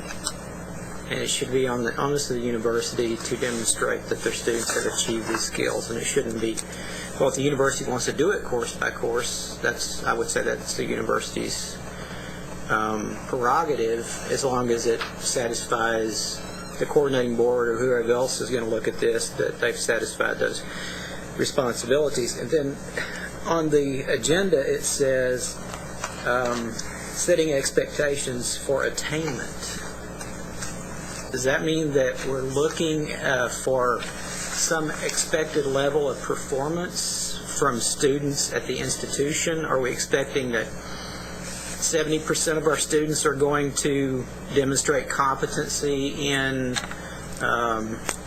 one of the objectives, let's say critical thinking, or we're going to set a level, as Catherine has suggested, level 1 competency in critical thinking. I'm a little confused about where we're going with this. Well, I think that's a decision that the committee needs to make.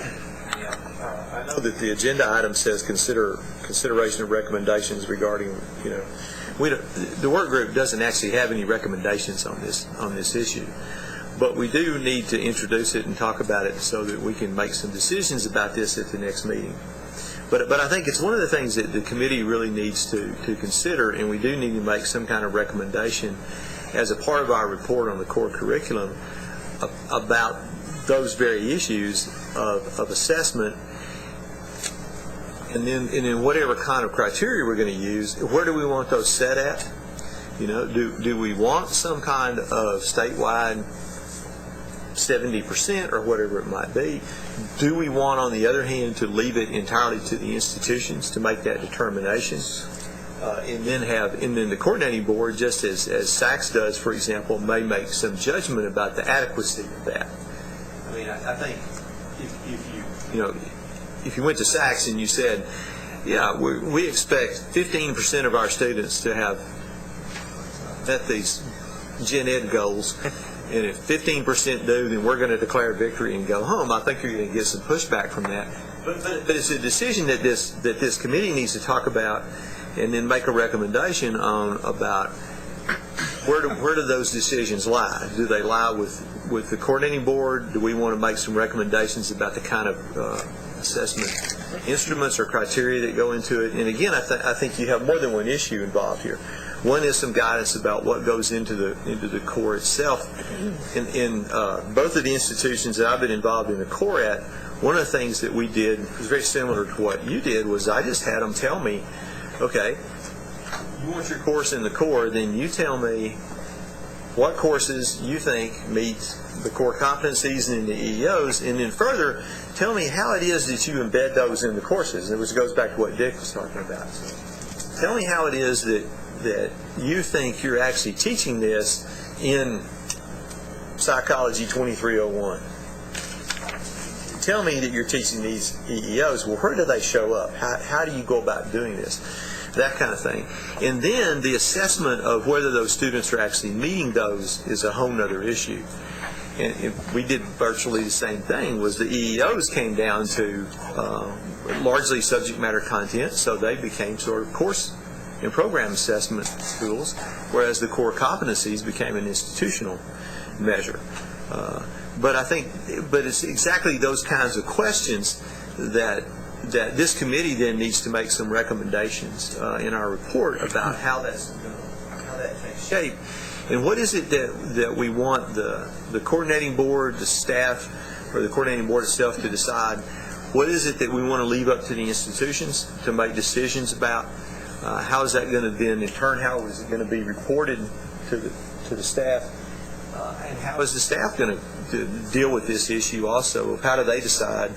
And I think that's where it's really incumbent upon us then to give some guidance and some recommendations about the kind of criteria that go into that, or if we even want any criteria to go into it. But I do think we need to kind of keep in mind that there's really two separate functions going on here. How does the course get into the core in the first place?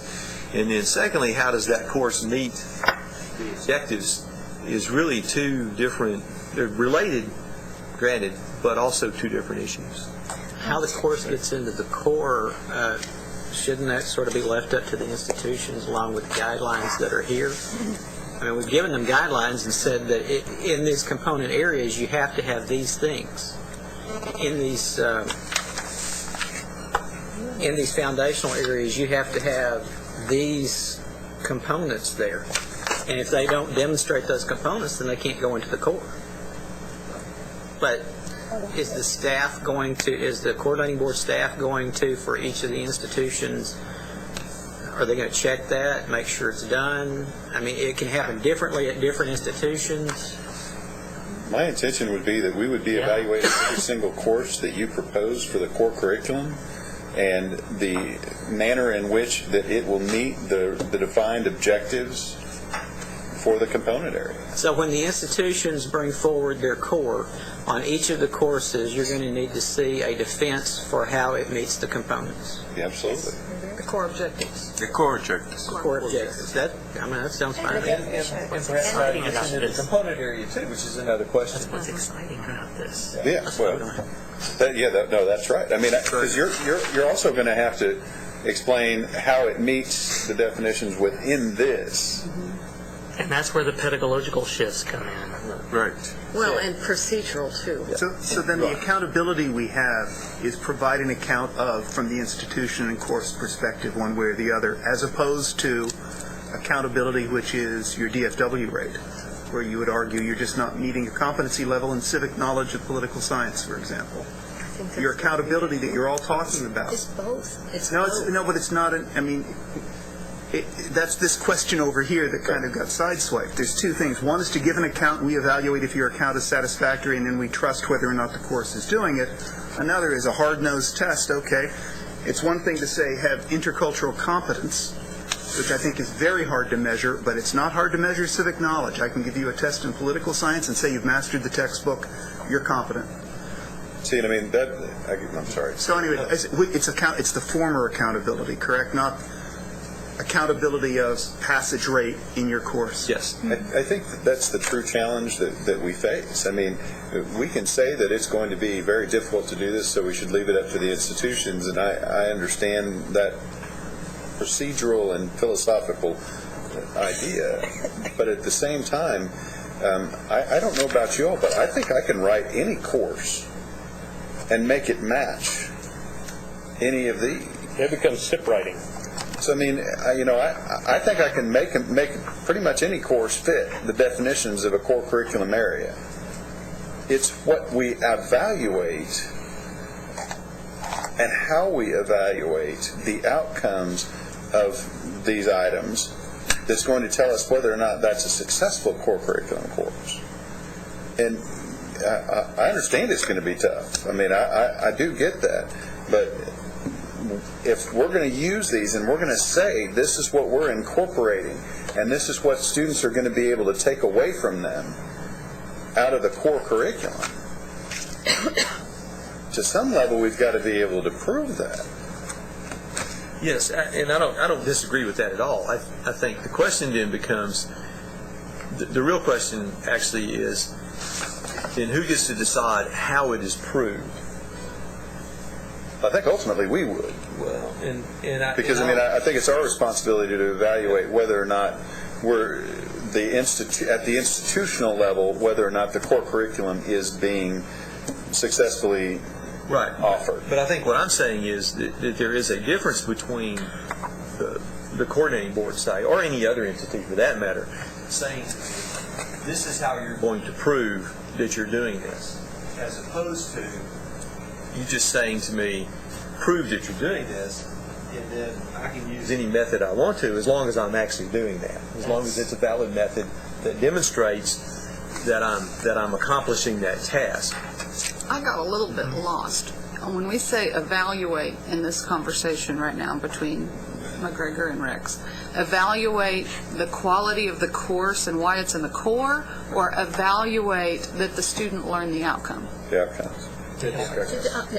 Okay, but let's go. So then, did I just hear your conversation that you're advocating for course level? No, he's saying there are two options. Okay. You can do the course level that the coordinating board says, here's how we're evaluating these competencies, do it. Or, if I understand what you're saying, we can follow the SACS model, which is the coordinating board, the state says, these are the competencies.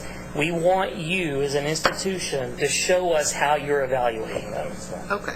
So that the key is that the competencies are evaluated, and what we have to decide is whether we want one way to evaluate them, or we want each institution just to demonstrate that they've evaluated them, which is what SACS is asking us to do. Right.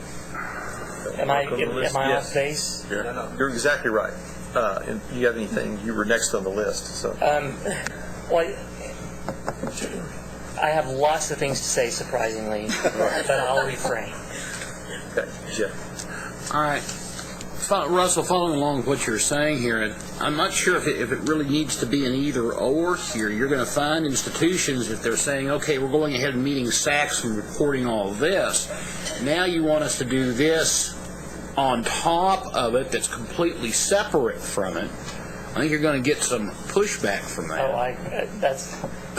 But I mean, if I'm going to advocate, I'm going to advocate that what we demonstrate to SACS and our fulfillment of these competencies, we then turn into the coordinating board to demonstrate that we fulfilled these competencies. Okay. But the question is, I think with the coordinating board, is that enough for them, or are they wanting a larger, more extensive tool? Am I off base? Is that the core of the conversation? I mean, I think that's no pun intended. Well, I think that's part of the question that is a recommendation from us that we make to the coordinating board about, and I wouldn't say extensive. What I would use the term standardized. In other words, does every institution in Texas have to use the same kind of assessment tools? Or does each institution or each system or ever how that's done within their own, within that system or whatever, do they get to decide what kind of assessment tools that they want to use? Well, I think that's... I'll argue for the latter. You know, I think that SACS already says that. Yes, they do. And that's exactly the model SACS has. Yeah, exactly. Now, the second thing that I was going to ask, now I'm understanding that part, and the second part of this is that if we go back to inclusions with and looking at materials and syllabi and the sort of thing, that can be somewhat misleading. Whether some course where an instructor says, okay, I'm going to require a presentation, I'm going to require a statistical analysis, I'm going to require a paper here, is not the same thing as teaching those things. And I think that aspect can't be lost here either. That if you're going to go ahead and follow whatever guidelines here, whether it be SACs or whatever, that the emphasis is on the actual teaching of those routes to those outcomes rather than just simply noting the outcomes down on a syllabus. Oh, no, I quite agree. And I didn't mean to imply that would be the end of it. That's a step in determining, part of it is tell me how you do this, and then tell me what you're doing, and then are you doing it effectively. Mm-hmm. It's really a step in that chain of trying to figure out whether they're being attained or not. Mark, you're next. We're talking about two evaluation processes here. One, to get a course into the core, and then after it's in the core, how we're going to assess it, right? Yes. Did we come to any clarification on the first one? No. And I know we haven't done the second. Yeah, but both of those things are something that we need to come to clarification to in the next meeting. Unless we can get that today, which would be. So what? Juan, you're next, and then. I was going to say, when we first came up with these outcomes and so forth, a meeting or so back, I called a meeting of my division chairs and said, this is what the law is going to be in the future if you have courses in the core, of course. And what we found was, especially in fine arts, which was the leader in this field, they decided that by taking any course in fine arts and making it core, they could get better attendance because it was satisfied core. And so at which point I said to them, okay, now, right now, if it's not core, as far as you're concerned, the institution here, our chancellor is God. You only have to satisfy him, and he doesn't get into your world, so you can do just about what you want within your department. But if you put a core label on it, you become partners with the coordinating board. And at that point, you don't have the freedom to roam around and do whatever you want in fine arts. You have some limitations, but we've got these new outcomes, we've got these objectives, and you must be able to document to us that you can meet those in order to get core status. And we have about 35% of our fine arts courses that requested to be taken from core.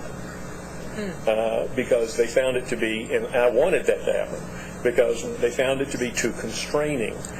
So one of the things I would mention, just from my point of view, I honestly, I do care what we decide on this, but the bottom line is, core is a concept created by the accrediting associations and by the coordinating board, and whatever your restrictions are to me are okay. And it's okay with me, just as long as they're evenly applied, and we know what we have to do going in. But I also don't think that a good teacher and a good syllabus comes anywhere near solving this problem. Mm-hmm. Because ultimately we have to have some tools. If the coordinating board decides, I'm going to allow different institutions to submit to us our method of showing attainment. Now remember the amount of work you're looking at now, because earlier you didn't want to have that 6 hours getting in the core. It's too much work. And this is going to be a deluge, all right? And I know some folks right now that will put a 5,000-page document in front of you, all right, to try to show how they got these goals. It'll actually be an electronic system. We won't accept that. But to me, I think we're running away from something. If we're really going to be able to show accountability, and we're really going to be able to show that you master this, there has to be some element of standardization. And I know that there's a great paranoia in education about the word, and I don't like it too much either. But if this is where we're going, we need to get to it. Because we're never going to solve this problem of objection to standardization and so forth and so on. We're going to have to partner on it somewhere. We said from the beginning 4 years ago that standardization has created, from K-12, has created the problems that we're now trying to deal with in higher education. With the standardization to push a body of knowledge that's not pushing skill acquisition, development, critical thinking, integrated learning. And that's why we're struggling with these issues in our institutions, because we have students that aren't prepared for what we think is a collegiate education. Am I wrong? Am I off base? No, but if we're going to push that, then let's not talk about assessing this, because they're mutually exclusive to me if we're going to get a realistic idea of how well we've done. I mean, I think we need to have that, but by the way, I don't believe that everything's wrong with public education as the assessment tool. But the reality is, let's assume that it's a big part of it. There are other components that enter into it. And so if there are people out there who are saying we're spending too much money on education and we're not getting enough results, in especially higher education, and we have to document results to them on some level, we must come up with a way to efficiently do it. And have every institution submit their own plan for assessment, I don't think is manageable. Therefore, we have to come up with something else. And I think it should be a partnership where there are some minimums that are standardized with plenty of room for more creativity at that level. To me, that some hybrid is probably what we need to do. Juan Carlos is next, and then Larry King, and then Larry Garrett. Well, actually, I have more questions than comments. A few years ago, we talked about the program review had to be in sync with the SACs, so that they go through the same cycle, so that we don't have to be off cycle. So so the question is more to whether we have actually done some core reporting before, in the sense of finding out not just that which courses meet the standard, but whether, as we're trying to do now, whether some core objectives have been met before. Yes. Has that been done before? Yes, at least twice. Yeah. If not more. Yeah. Okay. So, I've written 2 of them myself. Okay. For individual courses. Point. Yes. And for the courses within that course. Right. Okay. Courses that contribute. The coordinating board. But do those have to be totally separate from the program reviews, or could it be that during the program review that there is an assessment of the core? Doesn't have to be. No, I've incorporated all that into in my institution. That's all incorporated into program review. I've set it all up on the same cycle. Okay. Yeah. So those are what I was trying to play out in my mind. How could we develop a mechanism to do the assessment of the core objectives, which I'm concerned is what needs to be done. And what was the last question? I'll have to come back. Okay. Larry? It seems to me that from what we have already approved, that this is how you get a course in the core. I agree. And if you meet these requirements, you can justify meeting these requirements, then the course can be in the core. If not, then it can't be in the core. It seems simple enough to me. Maybe I'm being over simple in my thinking, but. And I have a question for Catherine and for McGregor. I know the accountability groups have been gathering assessment instruments, and looking at them. Is that an attempt to develop a statewide set of standardized instruments for measuring certain things? We have Janet Banky in the room with us. Janet, if you want to come up and respond to that, you're probably the best qualified. Good afternoon. When we were collecting that information, we were trying to see how much uniformity there was across the state. It wasn't an attempt to come up with something standardized. What we did find is in some areas, there was quite a bit of uniformity, like in composition and communication. In critical thinking, there was almost no uniformity, even within an institution, because many of the analyses were based on different kinds of courses, and they had very different ways of determining what critical thinking was. So it was just an attempt on our part to learn what's happening out in the field and make us more knowledgeable, so that when these conversations came up, we would have some point at which we would feel comfortable with what institutions were doing.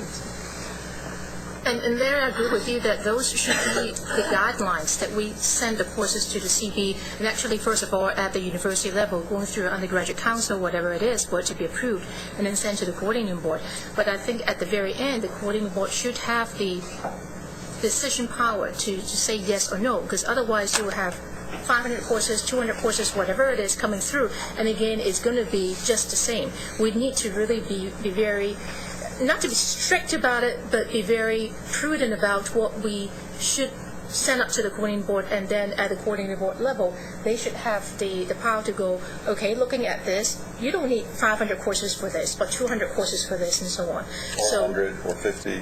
Right. So I think it's both ends that we need to work together. So. I was just waiting until I got the hard, laugh before I stopped going. I'm trying to get a feel for that. You got it. Okay. I don't know if I'm going to say anything that's new, but I'm going to see if I can put a little structure on what everybody's been saying. We've really got 3 arenas for assessment here. We've got the input level, we've got the outcome level, and we've got the process by which we get from the courses to the student learning objectives. And so, just as Larry said, at the input level, we have those courses that we put into the core curriculum, and what is the rationale for those courses being accepted by the coordinating board as part of the core curriculum. And that has to do with demonstrating that the intended inputs into that course are things that are shown in the syllabus that one would expect would meet these objectives. On the other side, in the spirit of what we've been trying to accomplish with the core curriculum, we have the outcomes on the student's side, which are holistic. They're not about the student's ability just to think critically in the political sciences, but the student's ability to think critically in whatever way that student is capable of thinking critically. There we have the really hard decision of whether we're measuring attainment or improvement. Are we looking for milestones and particular attainment levels, or are we looking for, improvement from where the student was? And then we have the hard question to answer: are we looking, which I think we have to be looking at, as representative sampling of what's going on at the institution rather than individual students. Okay. That end is also the one the coordinating board should be interested in. How are we doing this as an institution, and are the results we're getting appropriate for the institution, not necessarily setting a standard, a goal, a number, but an assessment of our assessment. Finally, there's that middle section, that process, which is where we make the bridge between, okay, yeah, I put that I use teamwork in my biology lab because I make them work in partners. But that's something the institution is responsible for, is assessing the process. If we've put these things over here in our core curriculum, we said they fit our core curriculum, yet our students on the outcome, we can't demonstrate that they've actually learned any teamwork or can do any teamwork, then we as an institution have to evaluate why can't we demonstrate that our students are developing teamwork. And that's when the institution may have to do course level assessment. Okay, biology faculty, you say you're developing teamwork. Let's talk about what you're actually doing and how you can do that. So I think that procedural part is not something that the coordinating board gets into, other than, again, perhaps just to watch that we have a process, that we are doing it. If we're not successful at the outcome level, we should at least be able to demonstrate that we're attempting to be successful at the procedural level. And I think following along with what Larry was saying, to my way of thinking, yes, there's 2 segments to this in terms of it starts out with the approval process based upon how the course matches up with the objectives and the component area definitions. And so from my way of thinking, you have to describe how, if you're in a communication course and critical thinking is one of the components, you have to explain explicitly how you're meeting in that course, what steps are being taken to meet creative thinking. And the question then becomes, and I think I know the answer, how do you measure that? In the course, how are you going to measure that outcome or that objective for attainment? And just asking that question, not requiring that the institution provide that information, but asking how the institution is going to evaluate that criteria, to me would be at least the best starting place, and would, if we incorporate it all on the front end in terms of here are the objectives, and here is how we're going to measure the outcome, at the end of the, by the end of the course. I think we do have to do it on the course level, though, because the core curriculum is about transfer. So these students are going to swirl, they're going to move from institution to institution, and I think we have to be able to evaluate those courses on an individual level. Is that fair? I mean, does that make sense? I just guess I don't completely understand, so I'm going to try to catch up. Well, I'm not an assessment person, so if I'm out of line, tell me, because Because one thing you just said was you wouldn't ask the institution to provide the information on an individual faculty member's assessment of an individual student in their individual course of their level of attainment of critical thinking. And I'm glad, because there's not enough instruments that exist for that anyway, and I don't think we could afford all those instruments. But asking a faculty member... Don't we have to evaluate at the course level somehow.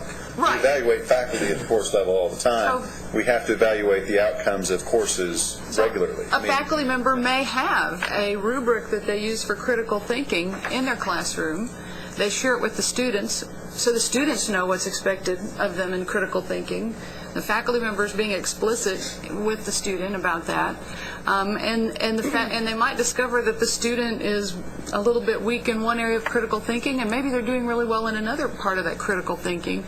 But as an institutional assessment office, say, for example, I may not ask for that information, but what I might do is say, what would be interesting, let's look at all of our students that are getting toward the end of the core. Let's go to a sampling of courses and ask for, that rubric data from 20% of the courses offered across the, somebody might do that in an institutional assessment office, and it might yield some useful trend information that helps us to make courses better.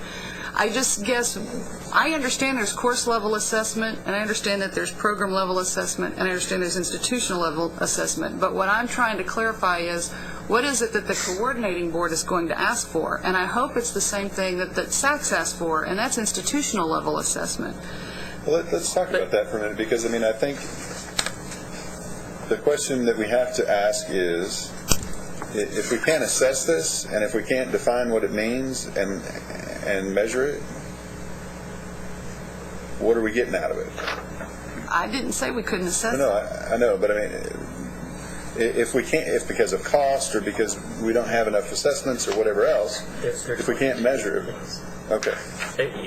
I agree with you. I think when you turn in a course, the instructor needs to tell how they're going to assess whether the student met the objectives of the course. And coordinating board needs to be able to say, okay, you demonstrated that you are going to assess that course. But the institution,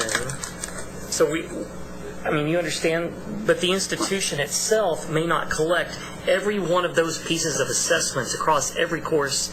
They may sample it and do an institution-wide or program-specific, but it's not going to be every student. The instructor is going to assess every student in their class, but the coordinating board doesn't want an assessment on every student from every class, from every course they take in the core. That's a random You want it to happen. You want the assessment to take place. I want it to happen. That's correct. And I'm not hearing that that's going to happen. Mm-hmm. Well, I think it's the basis of, but that's the issue. Okay. That's the issue. Yeah. What you're asking for when it comes to course level, when they're turning it in for the core, what general tools they will use to assess that competence or that objective? Yeah. Because each faculty member is going to do it a little bit differently, so you're not going to give one set way. But these are some tools that we could use to assess that. Well, let's talk about that, because if we're looking at this at the course level, obviously it's going to be at a higher level than at the section level. So, we're talking about, English 1301. And so we're going to define what learning objectives or what core curriculum objectives are going to be required in English 1301, and how those course objectives are going to be evaluated regardless of which section it is. Mm-hmm. I agree with that. So, there does have to be some continuity and consistency across sections of core curriculum courses. Or fair? Is that? Yes. Yes. Okay. And that's consistent with SACS, because Right. no matter the delivery method nor the level of... So, I mean, yes, I think from that perspective, that's what I'm asking for, is to say at that course level, we need to make sure that we've got a consistent measurement tool or a value mechanism, whatever it is, that the institution have a consistent, valuable tool for those courses. and that is going to be able to be used to assess on whatever cycle the institution puts together, that course is effective in meeting the goals of the core curriculum. Because ultimately, the core curriculum is the institution's responsibility. Our responsibility is so high as to be only painful to you all.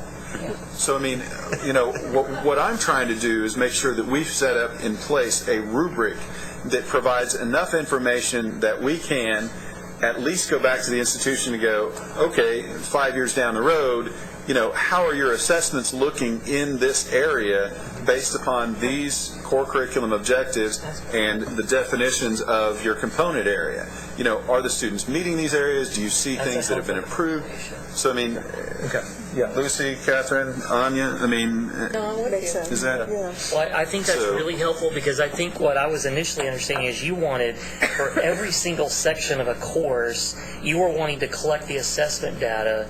There's no way. I recognize there's no way on that. But at the same time, we can't just go, that's too difficult to do it on a regular basis. We've got to be able to have a mechanism that says, yes, we're going to evaluate this course out of the core curriculum on a regular basis, so that we can tell whether or not students are effectively learning the objectives that we've said are important for them to gain from this course. Yeah, and ultimately that's what will happen. But Jeannie, you're... Well, I was just going to say, I was going to say some other things, but to sum it up from this is, yes, we do have to have a process in place, but we're already doing this incredible amount of work for SACS, which this is exactly what we're doing, and we'll be able to report on that. So, I mean, instead of having to reinvent or change. We'd be trying to make this as consistent as possible with the SACS review of core curriculum and general education requirements, so that we are consistent in that way. Yes. I mean, I'm not trying to duplicate. I just want to make sure that for these core curriculum courses, A, that there is some measure of consistency for transfer purposes, and B, that we do have an ongoing evaluative exercise that we can decide whether or not we're being successful in achieving the core curriculum objectives. So I would call that recertification. Ted is next. Oh, okay. Yeah, I'm not against this at all, but here's a real problem that I see, say at UTD or schools with high SAT scores, whether we like them or not, but they just have high SAT scores. What we would consider to be critical thinking and writing skills in our core curriculum on campus for SACS would be very different than we'd expect at a local community college. So, I mean, you can't transfer those two things. And in fact, I would hate to dummy down our program and to say, okay, well, we'll accept critical thinking and writing skills from something else locally. I mean, it really worries me when you get this across this. It's one thing to say we'll take a government test or a history test, and okay, you should know what these facts are. It's another thing to be saying we want you to think critically. My honors students think differently than my regular students in the math classes, that we just expect difference, we grade differently. I guess maybe I'm not understanding the question. I'm it worried. Sounds like then you shouldn't accept any students from a community college. No, that's not what I'm saying. What I'm saying is we have different standards based on our own culture, and SACS takes that into account when we develop our internal rubric for measuring what we consider to be the standards for the objectives in the class. So you have a constitutional law class, and someone will say, I'm measuring the ability to critically assess the First Amendment, and that will be based upon a question on the second exam.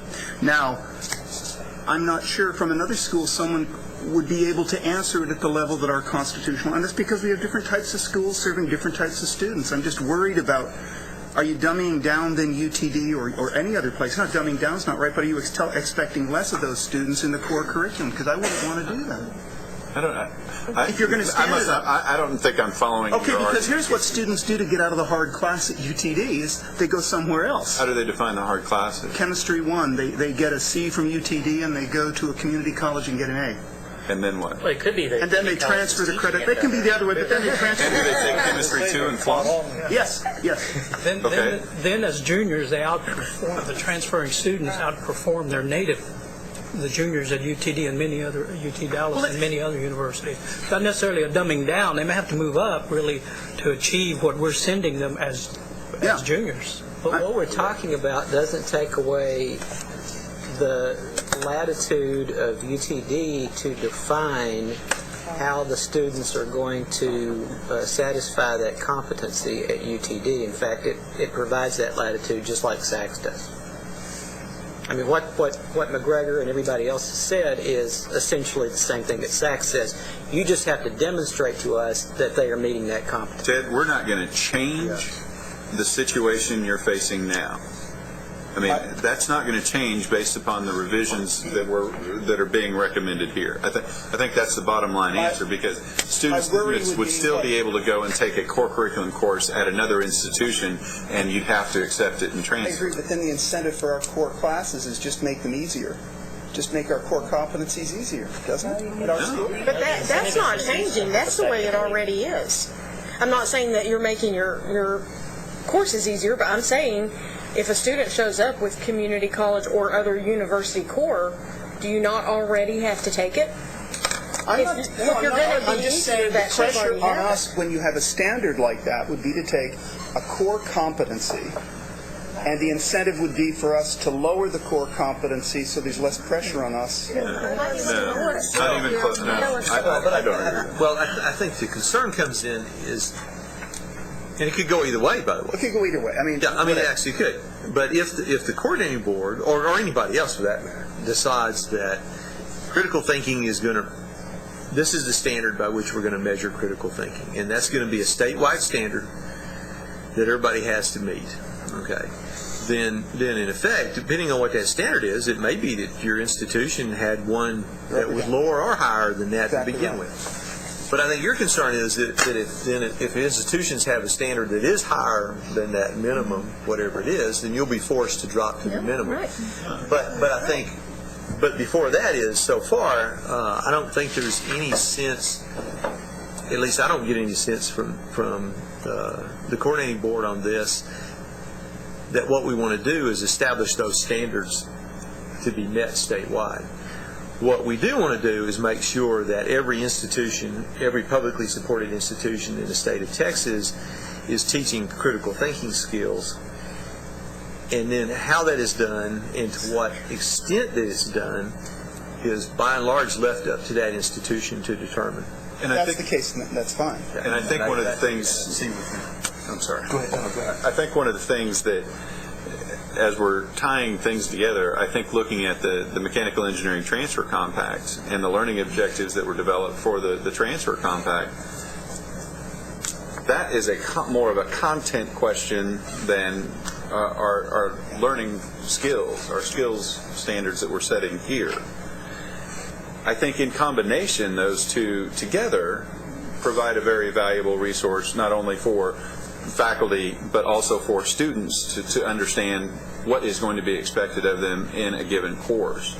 Regardless of whether it's taught at one location or another, I think that there is apparently a variability of expectation taking a course at one institution versus another. And I think we'd all acknowledge that even happens within our own institutions between faculty.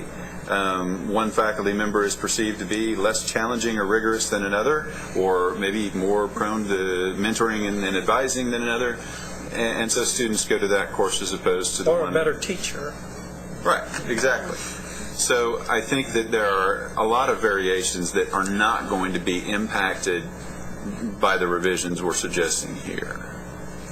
Lorraine has a response to McGregor earlier, and we stopped her at that time. So Lorraine, and then Dick, and then Juan Carlos. I think I'm there with you, McGregor, and I want to have you say that I'm understanding what you're saying. What you described earlier, I call course certification, and then when you do it again, I call it course recertification. And I just want to make sure that's the kind of thing we're talking about, where you're not doing an institutional assessment maybe of a particular objective, but you're looking at why is this course accomplishing what it's supposed to accomplish within the core, right? So If it is, yeah. Right, if it is. So the coordinating board would look for a process of certification and recertification to be implemented within the institution, or the coordinating board would require all of the documentation for certification and recertification on an ongoing basis. You make it sound so bad. No, it's nice. Not the first one. Actually, I'm all about course recertification, to be honest, because I think it's an important step. But it's no small process. It's a kind of a big deal, and there's lots and lots and lots of pieces of paper, and so I'm just trying to understand in terms of the coordinating board. When SACS comes, they say, I want to know you have a process. They want evidence of the process, and off they go, and hopefully you've met the standard. But what I'm not clear on is, in terms of the coordinating board saying, I want to know if this course works in the core, is the coordinating board saying, I want you to show me that you have a process for ensuring that the course is in your core work? Or are you saying, I need all that stuff every time you do it? No, I think my contention would be this. I want you to be able to show to me that what you told me you were going to evaluate, you're evaluating, and that the outcomes are positive. At the course level or the institution level? Well, presumably at the course level, because that's what you're applying for is... So would you call my office and ask me for all those evaluations? Well, I mean, I'd be willing to look at taking a certification that, the outcomes are being achieved at this level, and maybe we could go in and do a spot review of a particular course, just to get a feel for how the institution's process is working and what kind of information is being collected. Yeah, I mean, think about what we do for SACS now. We tell them what our process is, but part of that evidence is giving some examples of that. Right. Okay, and so, I'm in addition to having them come a week from Monday, I'm also involved in an off-site process right now too. And one of my deals is to look at faculty evaluation systems for the 3 colleges involved. And what I want to see is that they have a process, they have a policy for it, they have a process for it, but I also want them to present me with a couple of faculty evaluations that tell me to actually use the process. And at that point, then I'm going to be satisfied. Right. Now, if I have an issue with it, then I'm going to tell the offsite committee that I find them in non-compliance, and they need to look deeper into their faculty evaluation system and maybe look at a lot more samples than just the 2 or 3 that I got. But I think that's the kind of process that can probably be used here. And the other thing is we keep and one of the things where we may be making a big mistake here is we keep asking the coordinating board staff at the table what it is they want, when remember that it's part of this committee's charge to try to tell us what you think. Tell them what they want, okay? And then help them decide that. But what's been helpful about this conversation is, I think, just in the last 30 minutes, when we're saying we want the SACS process, I think we have clarified that that's exactly what McGregor is interested in. We had different languaging, but we're asking for the same thing. And that's a relief. That was one of the things that when we met with, spoke to Lorraine and Danita, one of the things that we talked about was talking about a common language, and we've just seen that here today, is that we're saying the same things, it's just coming up with different vocabulary. So we have asked Lorraine and Danita if they would sort of come together and both on the 4-year and 2-year institutional side to come up with vocabulary. I'm not sure what you call it. What she called a common language. A common language document. And what she referred to earlier as a framework, you really can't just have the language. You've got to at least have some kind of flow of how this is working. That's what we keep getting back to. We have 2 different things we're talking about, 2 different purposes. Larry described it very well, inputs and outputs. And we're getting those purposes crossways because we have different things in our mind. So if we could, if you guys are okay with us working on that, bringing you something that we could talk through with in writing, maybe some vocabulary, and then some kind of flow of how it would work. And we've heard what you're saying, so we at least have some common agreement here. Okay. In some sense, Well, I'm sorry, but we have 3 people ahead of us. No, we only have 1 ahead of you, Dick. And then Juan will come back to you. all right. And then Larry. And then we're going to need to wrap this The implication up. of this will take us in terms of the assessment. And I'm rambling here, so if it doesn't make sense, just tell me. The focus is on skills and how the content can be used to develop those skills. Correct? As we do the assessment, if you imagine down the line that we may come to the point where we say there may be some prerequisite skills to get into the core class, like you would have in content areas. Look at some of the skills we're looking at right now. Team building, social responsibility. That may be foreign to some of these students they've never seen. Kind of goes to what Ted was talking about, the different levels at which people come in. Would the assessments be such at the course level, not section, be such to say that some of these people have so far to go that I guess I'm thinking that they're going to be lost in terms of the upper achievers and the lower achievers, that you may have a mean that says we're meeting the goal, but there's still big gaps in terms of where the individuals are falling within that. So we wind up with developmental social responsibility classes. Vote against that. I don't want to go that way, but it's like that's one that's asking here in terms of the differential. 09 and 10. I mean, the PIA comes to mind right away. I mean, there is something in place to try to work with that kind of a situation. Now, does it address social responsibility? That's Maybe for no. some of your but- first 2 courses. You know, the PIA is there for a reason. I don't want to go. Obviously, I don't want to go there. But I'm just thinking that if you put kids into a calculus class, some of them are going to fail. The course may be designed perfectly for calculus, but they're not ready for it. So we do this assessment of this class, saying, here's what we designed the class to do. We assume people are coming in with certain abilities. The class should meet this. Now they don't meet it. Do we throw the class out? Well, then you don't put the class in the core for that category. You put it in the major then. You're not going to have 100%.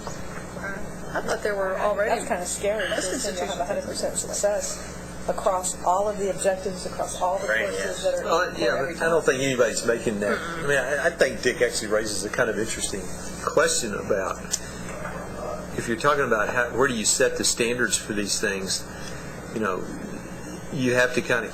And this is another reason why I think institutions need to be given a fair amount of latitude.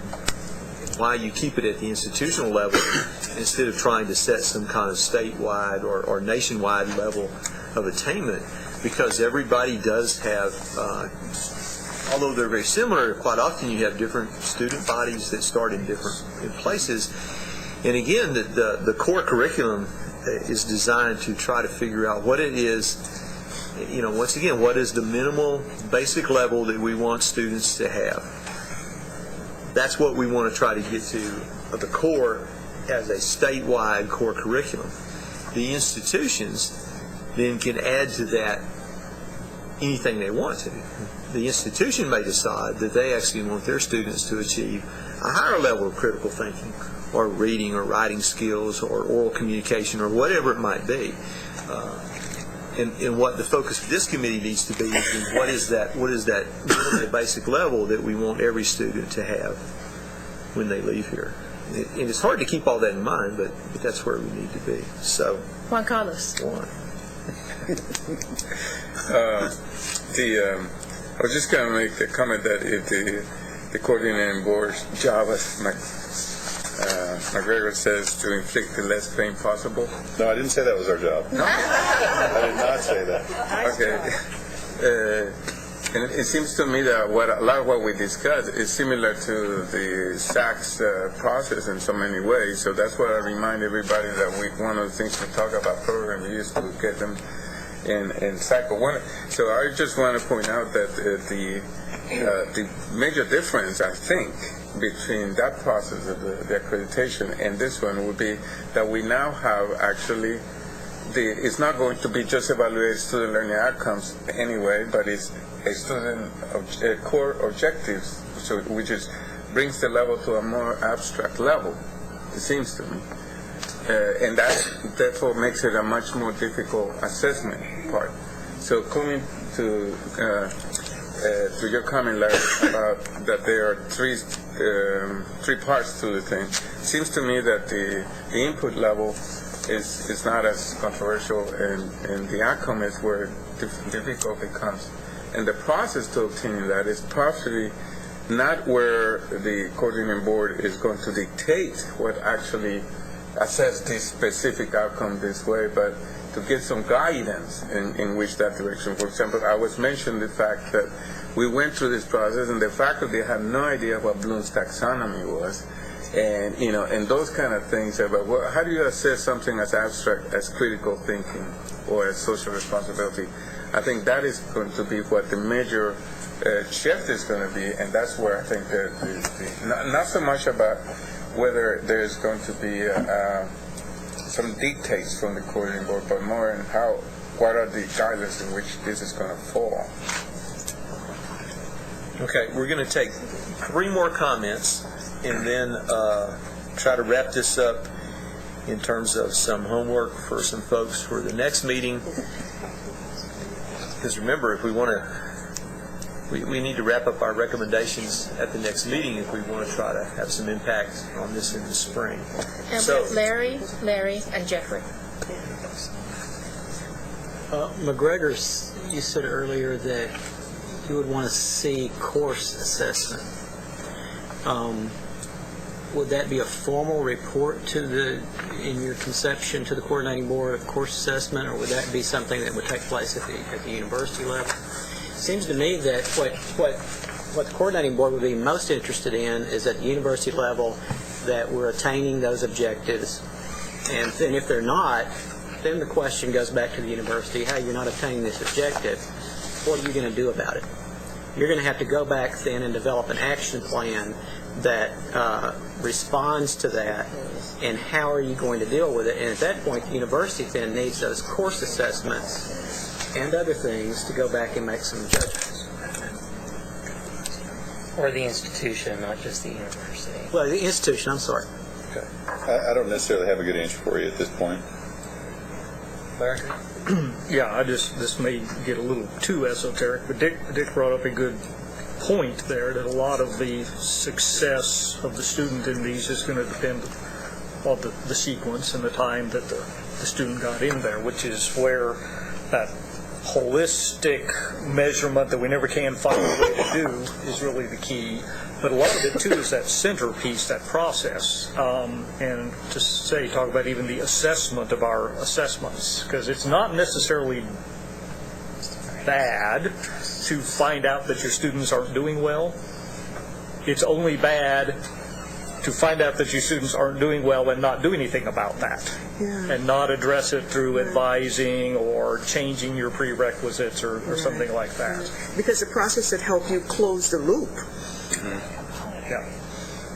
So that's all I want to say. There are things we can worry about, but in the big picture, if we were addressing them as we discovered them, then we're doing a good job. Right. Okay, and Jeffrey. Okay, I think Larry asked my question, but just as McGregor's just a point of clarification, this idea of this reporting process for all this to the coordinating board, you said that you did not have a good answer for us at this time. Am I correct? Yeah. Okay. All right. I don't even have a recommendation from you all about what you want to do. So at this point, in terms of me creating a process out of whole cloth, I don't have a good answer for you right now. I've given you what my off-the-cuff thoughts are on it. Obviously, my thoughts aren't going to be the only ones incorporated into a final decision. So, I've given you my 2 cents worth. And once we get a final, I think we're on the same page here. I think we're seeing a very similar process to what the SAC's requirements are.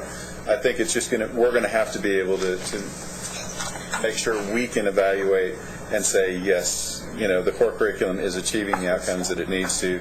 And the other side of that is we're also going to have better data in terms of, at the student level, looking at student level completion of core curriculum courses and then second level courses and that type of thing. So looking at core completers, okay, are core completers doing well within institutions, between institutions, and those type of things that gives us a little bit more of a global perspective on it that allows us to assess differently than we've done in the past. So I think there are some options that we're going to have available in the next couple of years to do some of this evaluation that we haven't in the past at the state level. I know you have at the local. Okay. We have three tasks ahead of us. First of all, one of the things that we need to start doing is drafting a report. We want to have this thing ready to go in January, then we need to start working on writing it now. I think that Agnes and I will take that on, but we really would like to have some help in doing so. And when looking at that, we'll look at your... Ask volunteers for you. Yeah, we have some volunteers for you. Yes. Well, we're just going to be bold and ask, and let us know what your feelings are. Shannon has been a part of the discussion for a while, so we would like Shannon to continue as one of those groups, to people in that group to help us out. Danny has also been very involved in that in various points and so on. So we would also like Danny to help us out with that. So those are the two from the 2-year universities. And then I don't know about Rex. My English is not very good. So I was looking at anybody who is an English professor who can help us on the 4-year part. And Lynn and Jeffrey, can we tap the two of you guys to do that? Sure. So we're asking Shannon, Danny, Lynn, and Jeffrey to help us out in doing the draft of a report. And of course, these two ladies over here, they've done a lot of writing. They have a lot of notes and all that. They will help us out and so on. But It would be our privilege. We do need some help. So if you four would be able to help us, that would be great. Thank you. Great, thank you much. And another one we have is, I think we also need to take a little bit longer look at this whole assessment picture. And not really the assessment picture, but what is it that we want to report to the coordinating board? What is it that's going to be that's going to satisfy your needs in this and tell you what you want to know from all of this? And we have our two assessment folks over here that have helped us out tremendously in this whole process. But we would also appreciate it if Larry King and Mark Smith could also work with the two of them to look at that whole, if you would, to look at that whole I'll help picture. if I can. We're in the middle of a bond election, so I'm a little bit busy at times, but if I can. Yeah, that would be great. And then the third task, really, this falls to the staff to begin to redraft rules and that kind of thing. But between now and the next meeting, if those two groups get together, and then we can, and we have to be very careful about this, because if you send anything to the entire committee, then it becomes a committee meeting, which is not. As long as you're not emailing the entire group or what could be considered a quorum. Right. So if you have something from one of these two work groups that you want to distribute for comment to the whole committee, if you will email it to me or to Lucy, then we'll sanitize it through the BCC line, and that way we can distribute information without actually having it be a meeting. And We're gonna talk about that, and we'll figure out a way we'll to do figure it out. McGregor will tell us what to do, and we will do it. And that's the last thing I have to say about that. And and I think you could also send stuff to Agnes and I, and we can send it to 3 or 4 different groups of the committee. That still actually would count. We still count. Polling. We'll just send it to... We'll do a change. Also, the report drafting group or the assessment group, if you all decide that you want to get together before the next committee meeting to actually meet face-to-face, as you probably figured out when you entered the building, and those who came to the 3rd floor certainly figured out, we're in the midst of we're staying in this building for another 10 years and we'd like some improvements made cycle. So we are a little short on meeting space, but we'll do everything we can to accommodate you. If you want to get together, and if you want to get together here, we'll do everything we can to help with that. And we'll do it with new paint on the walls. Yes.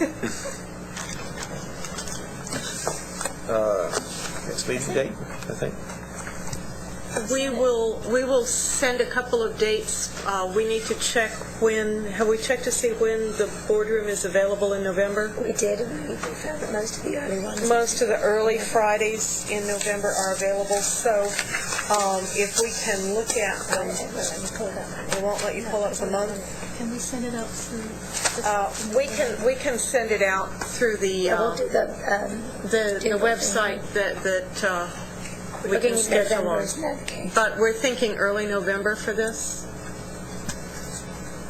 I'll try and get that out early next week. I will also send the chart and the definitions with the addition of the core institutional option. And the lovely typos will be fixed as well. And if she does have pneumonia, she'll tell me what to do. I don't I'll do it. I just talk too much. That's my problem. I guarantee she's going to be better in 2 weeks. Oh, yeah, absolutely. 2 weeks. May I 2 tell weeks. them? So when we see you again, you will be married. For those of you who don't know, Ms. Bloor has an important appointment on 10/10/10 with a certain gentleman. Yes. And She makes it sound so bad. so the next time you see her, unless you see her before October 10th, she will It'll be Lucy Heston. So, yes, I'm marrying an engineer, which is why we're doing 10/10/10, because it's a very nice round number. He said it was one he could remember. Yes. And we wish Lucy good health and calm voyage into that event. Okay, once we determine the next committee meeting date, then Agnes and I will also determine some kind of deadline for some interim reporting here on those two issues. Because again, if we want to try to have something to send up for the April meeting or whatever that was of the coordinating board, then we really do need to wrap this up at the next meeting, and then wrap up the reporting and everything by January. Okay, and then we can move on to some other exciting topic after that. And before we adjourn, I would like to add my own personal thanks to Russell for his leadership over the last.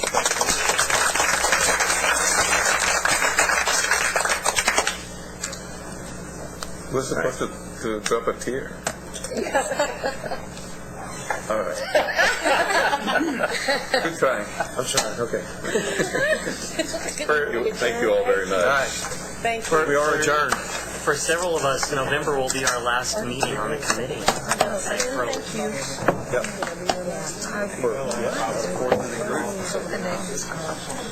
Yeah, we'll recognize it.